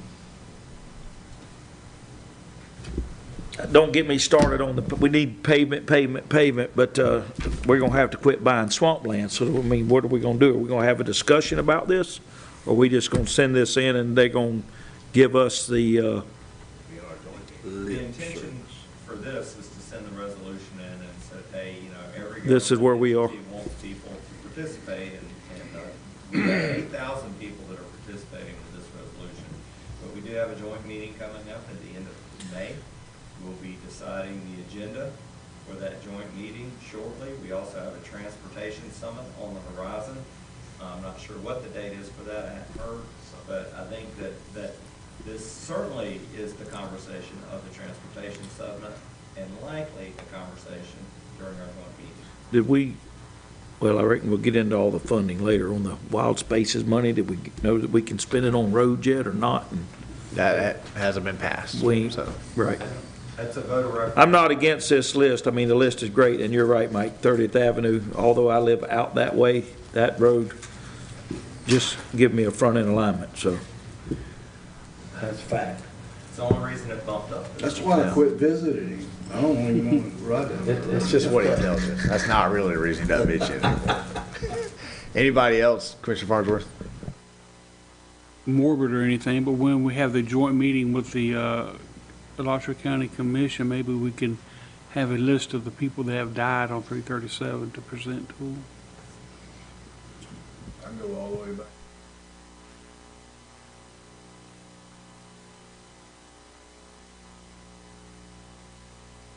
I mean, I've had a county commissioner I won't name say that the problem is that we're not capitalizing on the fatalities. And I remember being a sophomore at Newberry High School when my best friend died on the second curve.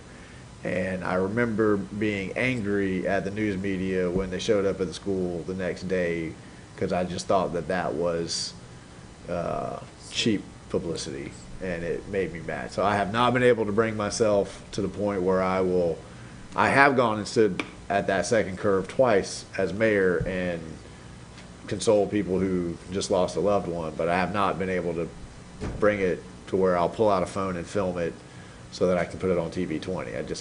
I can't get there.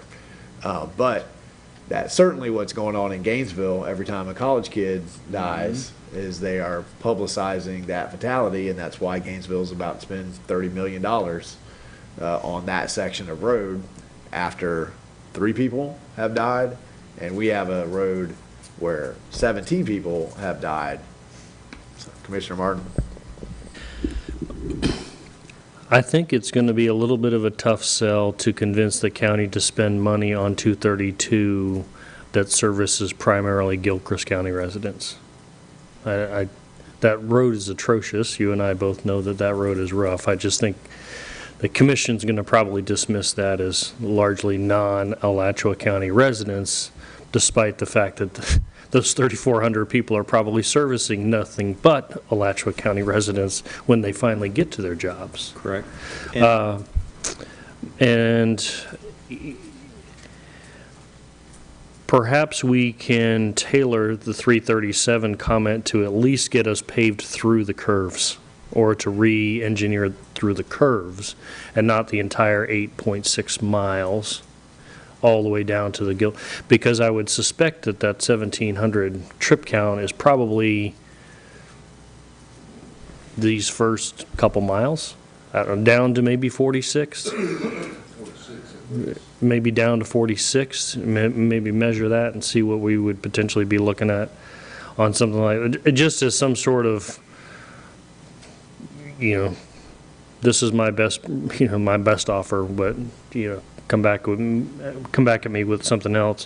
I'm just kind of looking at some of the combinations of how much could we get covered in, a $10 or a $12 million project, and kind of going with the $1 million a mile kind of figure, and we could get a lot of these smaller segments done by eliminating 232 and or eliminating 337, but your heart really goes out for the 337 segment, which is hard to dismiss, but just from a purely economic standpoint.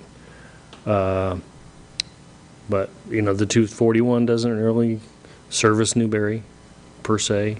So, that one I can probably cut off my list pretty quick. 30th Avenue as well, but to your point, they're all bad. In my opinion, this is my opinion only, the county wants everything to get as bad as it possibly can till we tax ourselves to do it.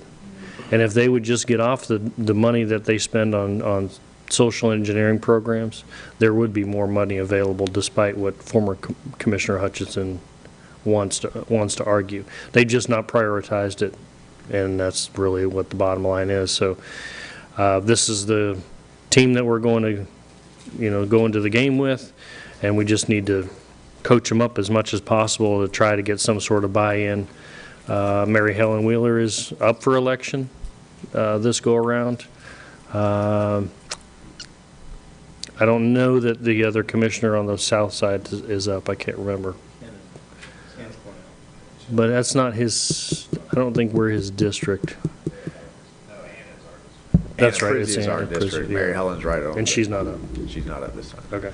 Mike, give me the definition of a collector road, because I hear Commissioner Martin's comments about, I think you can say the same thing about 337, that it also largely services Levy. I thought a collector road collected people to move through counties, not just serve the county. So is that an argument that we need to have a defense for? If they say, but those 34 coming in from 240 or 232, they're not Alachua County residents. I thought that was a given in a collector road. It's like the state's not going to say, it's a state road, so most people are coming in from somewhere else, or will they? Mr. Mayor, because I don't have expertise, I won't give a clinical definition of collector road because any professional that knows better would crucify it. But in my mind, it is exactly what you said. Southwest 30th Avenue are moving people. It's a section line road, but they're really moving people from 2741 down to 241, and that's it. It's just connecting two other collector roads, and that's why I deem it a minor collector. A major collector, to me, connects municipalities or communities. So 235 is connecting us to Alachua, 337 is connecting us to Bronson Road, 241 connects Jonesville to Archer, and 232, I believe, is a collector. It's just got that jog in it. It ends up being 39th Avenue in Gainesville. That continues to be 232. So it interconnects communities, county to county. I think of it as a major collector. I also think that for sales tax money, the county, one of their best arguments for sales tax money, one that I actually like the idea of, is that we raise more money from non-residents through a sales tax initiative than if we decide to pay for it through property taxes. Then it's 100% on our residents and the ones that own properties, so the people that are excluded that don't contribute to this. With the sales tax initiative, we're getting it from, I think they tell me 32% of our sales tax come from people that don't live in Alachua County. They live in Gilchrist County or Dixie County, and they drive, they use these roads, they use our infrastructure to get to work, and they get their paycheck, and then they go back home. And I would also, this table is a little bit misleading because I don't really perceive an instance where they would say, okay, well, we're going to do 235, but we're only going to do the 3 miles that is yours. If they're going to do 235, they're going to run it all the way from us to Alachua. So this table makes 337 look like, it's almost 9 miles and everything else is just 2 or 3. But we're just highlighting the sections that would be in Newberry, and we're saying, these sections we would like to see done. But any of these roads, they're going to finish. If they do it, they're going to do the whole thing. So you're back up to 9 miles. We just happen to have 8.6 miles of a collector road before you get to 26. And I would say if you're looking at the map in your backup and you're looking at 337, I have already intimated heavily to the county that if they were to straighten out, to just remove the curves, straighten out 337 so that it proceeds north in a straight line to hit 26, that then we would take those last 2 remaining sections, they would become municipal roads, not collector roads. We would take those roads back over, and then we would handle them. And that still, go ahead. The only challenge on that is the two-way pairs, putting the circle in there on the north end of 337. The circle, the roundabout will be at the existing north end of 337. So if you bring that there, I don't think that would change where the roundabout would go, because you'd still have that piece of 337. Is there an existing road running northbound, directly north from the southbound section? There is not, There's no road there. But the county has done all the engineering, all the environmental plans to proceed. Oh, really? So all of that is, all of the legwork, now that's old legwork, I'm sure they would say, well, we got to start all over again. But in 2014, they voted to straighten the road out. They had engineering plans. They had one of those projects they spent $200,000-$300,000 to get to, and then petered out. So ostensibly, there'd be some land, but they already had that all factored in. And I think that there's fewer landowners there now than there were in 2014. We've identified, I believe there's less than 8. It could be 6. Most of them we know. I think that's certainly where Newberry can benefit the county on a project like that, is that these property owners are Newberryans, and they might be more willing to assist the city if we suggest that straightening out 337 is beneficial to the city and our residents than if the county staff marches out there and starts knocking on doors. I think relationships help whenever you talk about trying to obtain right-of-way. Can we, what's the possibility of having Alachua go in with us regarding 235? I mean, are they? Well, part of what I've asked, list or anything that they're proposing? Part of what I expected the conversation on the infrastructure tax to be would be the opportunity to say, well, look, we'll consider supporting the tax if, the portion that's generated in our municipal limits is dedicated to us, right? And we'll dedicate our portion of it, and you dedicate your portion of it, and then, then we have twice the amount of money to go to county roads that are within our city limits. That was the level of conversation I thought we were going to before it went on the ballot, so that we can have those kinds of issues worked out. Because right now, when you ask, what is guaranteed in it for the city of Newberry to support it, the answer is, well, we're generating a whole county-wide list of roads, and you'll be in that road. And I'm saying, I don't think that will get support.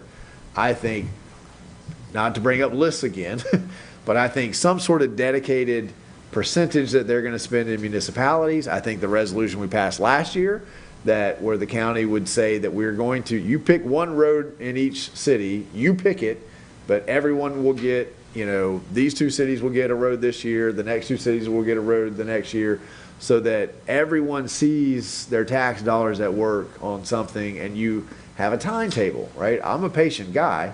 If you tell me I approve 337, it's going to take me 4 years to get there, well, that's miles ahead of where we're at right now. I'll wait 4 years to get there.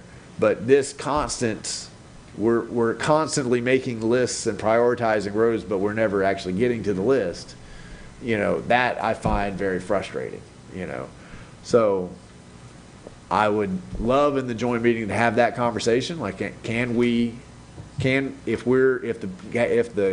tax passes, can we, allocate, can we leverage and work together on some of these? I mean, at one point in time, I asked how much would Newberry have to put in for a county road, and I still couldn't get an answer. So, Commissioner Maison. Hey, Mike, how does 15th Ave and 32nd Ave tie in with the county? Sorry about that. 15th Ave, between or west of State Road 45 is a city. Well, no, west of State Road 45, going down by Newberry Elementary School, city street, completely our responsibility. No, I'm asking, and I could be off. I'm asking, how does the roads that we have with them that stagger tie in with this, or does it not? I'm now confused. If we're talking about 15th Avenue, going towards Jonesville, east of State Road 45, yes. That's a county-owned road, and the city contributed to the chip seal cost, and the city maintains the driving surface.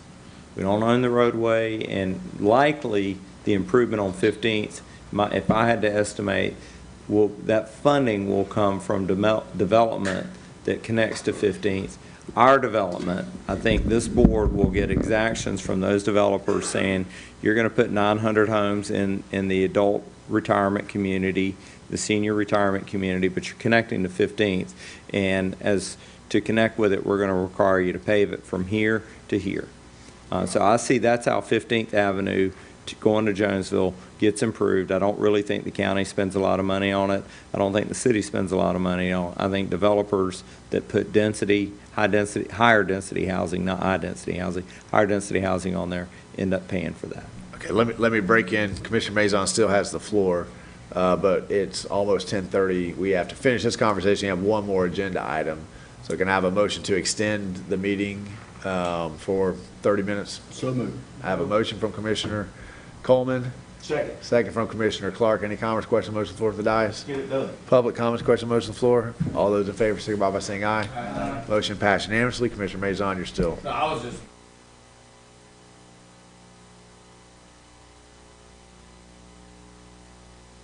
Are you referring to 32nd Ave north of Newberry Hills? Dark. What? Say again? Dark. Is it north of Newberry Hills? East side of State Road 45? That's an unpaved road. It's out here. You're 32nd Ave. You're talking about Holder Grade. Holder Grade has split ownership. The county owns portions. I'd say they own 1/3 of it. the city owns the other 2/3 of it. But couple things. One, the density of housing out there is not such to warrant paving, or at least the cost for paving. It's a pretty long road segment. We also don't have enough right-of-way to handle drainage, so we would have to get property owners along the way to help us get there. I don't think that the county is a funding partner in that road. I think eventually, if it gets improved, it would be chip sealed through a combination of the city saying we're here to help, and the property owners out there saying we're willing to pay an assessment.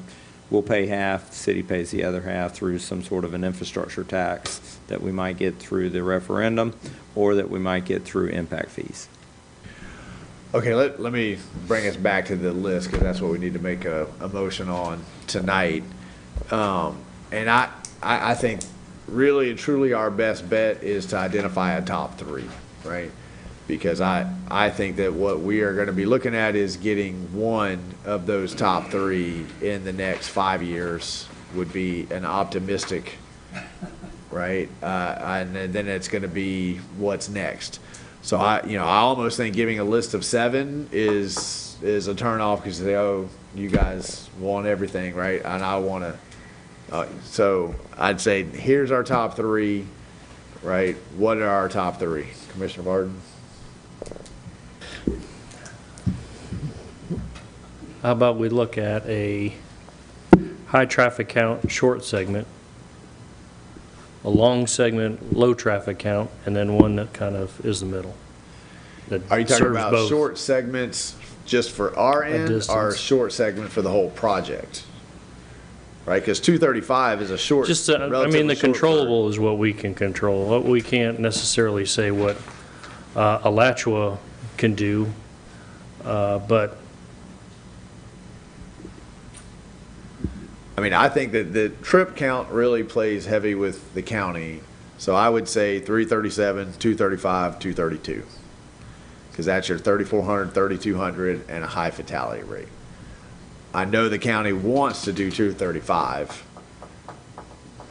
So, and we can all agree it's a terrible road as well. Yeah, I do. You know. Yeah, I'm okay with this. You okay with those 3? Yeah. Anybody else? I'm okay with it. I'm with Mike though, I'd say the first 3 that, but the trip count, if that's what it takes, roll with it. Try to get something. 170 is awful. Pretty much all off. They're all off. Yeah, but, so Newberry has, they're doing 170th right now. Are they? Yeah. Maybe already that. Right. They went out there and filled in some holes the No, I other think day. they're gonna pave it. Right. They're planning a major resurfacing Yeah. that this year. Of 170? What do you mean, like south or north? South. From 26 all the way to Archer. Well, but we control it from 26 to. We don't control it. Our community is impacted by it. We have. some- Right, okay. We don't control. Well, we do 235 and 337. Okay, so I got 2 for those 337, 235, 232. Commissioner Maison? Yeah. Okay, so I agree with Tim Martin with the 232 with Gilchrist County. I think 337 needs to get done. I think 235 needs to get done. I'm down with 30th Ave jumping up, in my opinion. That's what I'm saying. I can leave 1, 2, 3, but I can also go with the trip count. I don't know whether we're going. That 337 needs to get done, in my opinion, because I'm trying to figure out why you guys are trying to like cut it off. Are you trying to like widen it up and then have it go small where you cut off? Just have them pay for it. They got the money. We wanted, our proposal is to widen the whole road. Yes. Right? And then just straighten it all the way to 26. It's a death trap for Right. trailers, trucks. It is. And then Okay. 235. Can we do it this way? Can we all agree that 337, because of the fatality rate, needs to be number 1? Yes. Yes. And at that point, because I think we also need to speak very clearly on that point, which our previous resolution did as well, right? We've identified 337 because of fatality rates, the curves, and I have offered take out the curves, make 2 4-way stops. I've offered to bank the curves, just do the curves. The county has turned down all of those, like do nothing else to the road, just bank the curves and widen just the curves. They said, no, if we go out there, we're gonna go out there for the whole thing. That's great too, right? But when are we gonna do? So I think if we say this is our number one, clearly, do we need to vote on a number 2 and a number 3? Or, because I think you could put any of these in, and I know that 235 would, they expect to see 235 because they expect Alachua to ask for it, us to ask for it. They have their section in the middle, but that's a 10-mile road. Oh, yeah. Right? So, I mean, that one, if you do the, once they're there, they're doing the whole 10 miles, right? I'm good. So 337, 235, definitely number 1 and 2. Yeah, we're a little mixed on the 232 part.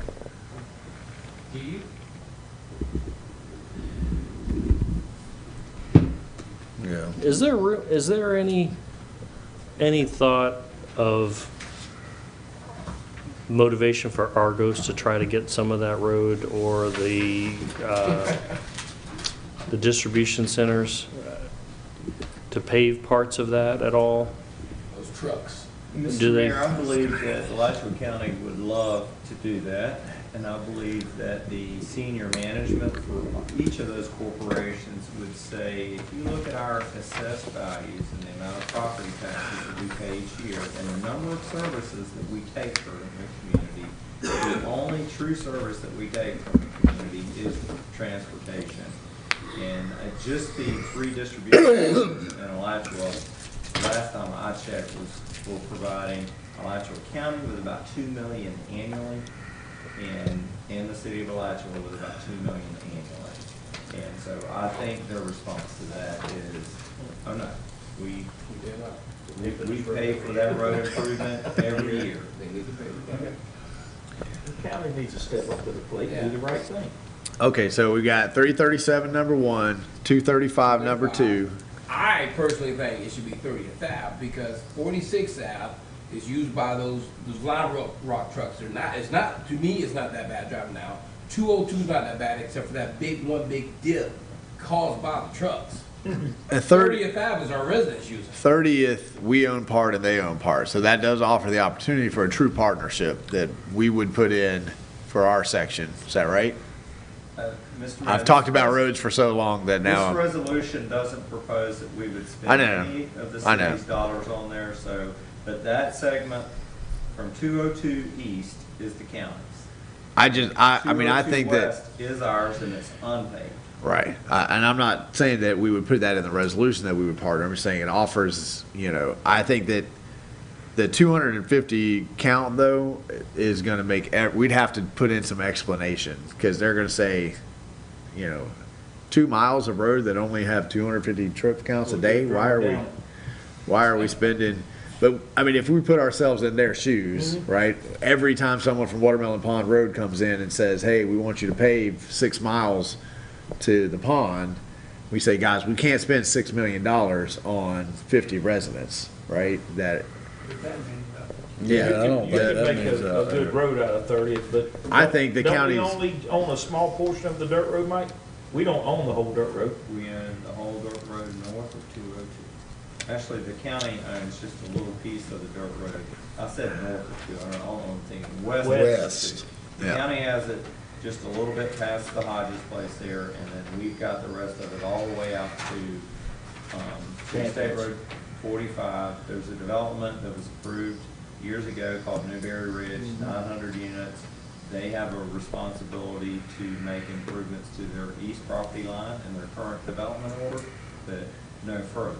Now, if they come and ask the commission for favors, they're doing a transportation study, this commission might have an opportunity to ask them to do more, but that piece east of 202, I currently don't have a solution for how we get it improved. That's why I think that 232 is it's the highest trip count, right? Go for it. So I would say 337, 235, 232. Then 30th. And 20 years from now, we'll work on 30th. Well, Keep it at, hey, we can all figure out a way to make this all work eventually. We have to have some patience on how we're gonna get there. But I think narrowing it down, these are our top three. We're speaking with one voice. Anytime anybody asks us, puts a mic in front of us, a camera in front of us, 337, 235, that's what Newberry wants. That's our expectation. High trip counts, high fatality rates. We need those to be addressed. Can I have that in a motion? Top three. I have a motion from Commissioner Clark, second from Commissioner Maison. Any last comments, questions on the motion on the floor from the dais? Public comments or questions on the motion on the floor. Identifying top three, 337, 235, 232 in that order. Hearing none, all those in favor signify by saying aye. Aye. Motion passes unanimously, and when we're ready to transmit that, let's make sure we have a nice narrative about how this was y'all's idea, and we're trying to help facilitate the conversation. We thought it was a good idea. Okay, who is leading the upcoming city commission workshop schedule? Is that you, Mike? Mr. Mayor, it is. Everybody get out your calendars. Everybody get them out. Hey, all right. You can send me the invitations on, I ain't got it on, Your password's out. well, I ain't got my calendar. Oh. My calendar's in a book at home. All right. Look where I'm at. Well, why don't, that was metaphorical, get your calendars out. Go ahead and lead us through, and then we'll try to narrow it down a little bit better than a metaphor. Mr. Mayor, we have we're coming up on budget, and every year we start with a minimum of 4 workshops. I think we almost always have 5. Plus, the commission has asked us to bring, we probably have at least 1, maybe 2 on impact fees. That's gonna be part of budget. And the commission recently said we want to revisit commercial development districts again, take another round of that apple that we see in a workshop. There may be some others coming down the pipe. So at minimum, we see these 6 workshops, and we'd like to kind of start getting them on commission calendars. It's over the summertime, people are traveling on vacation. We have a regular meeting schedule. And so we typically grab the Monday nights that are not second and fourth for budget workshops. And staff's open to suggestions, or we can make suggestions and the commission can nod and say amen over it, and that's what we'll book. Are you proposing the budget kickoff in June, right? Late June typically is when we do the budget kickoff. And impact fees kind of early to mid-June, or will it, impact fees will be in July. The second workshop would be in July. I would suggest staff just come up with the best guess, and then if we get to one where we don't have, just go ahead and populate based on the Mondays. If we get to one where we don't have a quorum, or it's one where we really need a full board, then as we get closer, we'll address those. Yeah, but we Yeah. don't have a meeting that Monday. Yeah, our meeting for that would be scheduled the 11th, but we're Right. going to do a budget workshop that week. I won't I be think- here during the week of the 4th. Are we gonna have the executive assistantship filled within the next couple of Their weeks? work is next Monday, the 2nd. Is that next Monday? Next Monday, Okay. 2nd. I think what would be helpful to staff as they try to project, if the commission can, and who should we transmit this information to right now? If you can look and see your summer plans. If you're going away on vacation, right, there's no reason for staff to schedule a meeting if we already know that 3 of us are gonna be gone this week, right? So any set plans, that take you out Monday through Thursday, because we don't schedule on Friday generally, we don't schedule on the weekends, obviously, right? Communicate that to you. Mike, Sierra, Tracy. Okay. Right now, Sierra and Tracy are tag teaming. Splitting it. A lot of Amy's Right. responsibilities. We can't do first Mondays because those are planning zoning. Correct. We're really only left with third Right. And Tuesday. So we probably, I'll be gone June, July, and August, so y'all figure it out. No BOAs during that. Yeah. Some of these workshops, Give me some dates and I'll look at my. that's what I think. Like, let's just transmit where we're out and let staff figure out the jigsaw puzzle. Yeah. And say, we're gonna have to have a Wednesday night here, or we're gonna have to have a Thursday there, or we're gonna have to have a Saturday somewhere. you know, That's a much better idea, Mr. Mayor. okay? Do it. Does that sound good? Then blessedly, that brings us to comments. All right. Mr. Manager, you got any comments? Mr. Mayor, just one. I just wanted to comment on Westfest. It was held last week. If you didn't have an opportunity to attend, far and away the best event we've ever put together and produced. The musical talent was top-notch. Our sound setup, our food trucks, every part of execution of the plan. A couple little bumps that we could cure. Turnout was a little bit lower than we anticipated, and that's going to be our big focus if we decide we're going to continue to do Westfest. And I was a little disheartened by it, and got staff. It kind of feels like this could be the city's signature event, and that we should continue to forge ahead and try to see if we can increase attendance. And so, but I just want to say that I was really enthusiastic about how well staff put together a production. One of the comments on Facebook was, I spent a lot more money to see a lot less quality music. I didn't hear one person suggest anything other than that's as good a concert as you'll ever see anywhere. Very pleased about that. Thought it was a yeoman's effort. I think the community and the commission helps us figure out the marketing piece. What enthuses a community to show up and attend an event like this, and then I think it becomes one of those things that all of Newberry is very proud of, and we count on every year, similar to the Watermelon Festival. Mr. Mayor, that concludes my comments. Thank you, sir. And I couldn't agree more. Mr. Attorney? Thank you, sir. Madam Clerk? I just want to announce that tomorrow night, Alachua County League of Cities will be meeting at the High Springs City Hall, and our Mayor Marlowe will be given the Home Hero Award. Yeah. Be acknowledged for that and be celebrated for that. There'll be several there, but they refreshments start at 6:30 and the meeting starts at 7. I just want to say congratulations. I appreciate Mayor that. Marlowe. Thank you very much. Tomorrow night in High Springs, 6:30. City Hall. Well, Commissioner Coleman? I have nothing. Thank you, sir. Commissioner Clark? I'm good, thank you. Commissioner Farnsworth? I went to the West Fest, and I don't know much about the music, but those food trucks were really good. Commissioner Barton? Thank you. Commissioner Maison? Of course. All right, so. 10:45. I know it's 10:45, but check it out. Have any of you guys ever heard of UF's Gator 100? Yes. You have. What have you heard? I heard that the top 100 athletes are in there. Anybody else? All right, so check it out.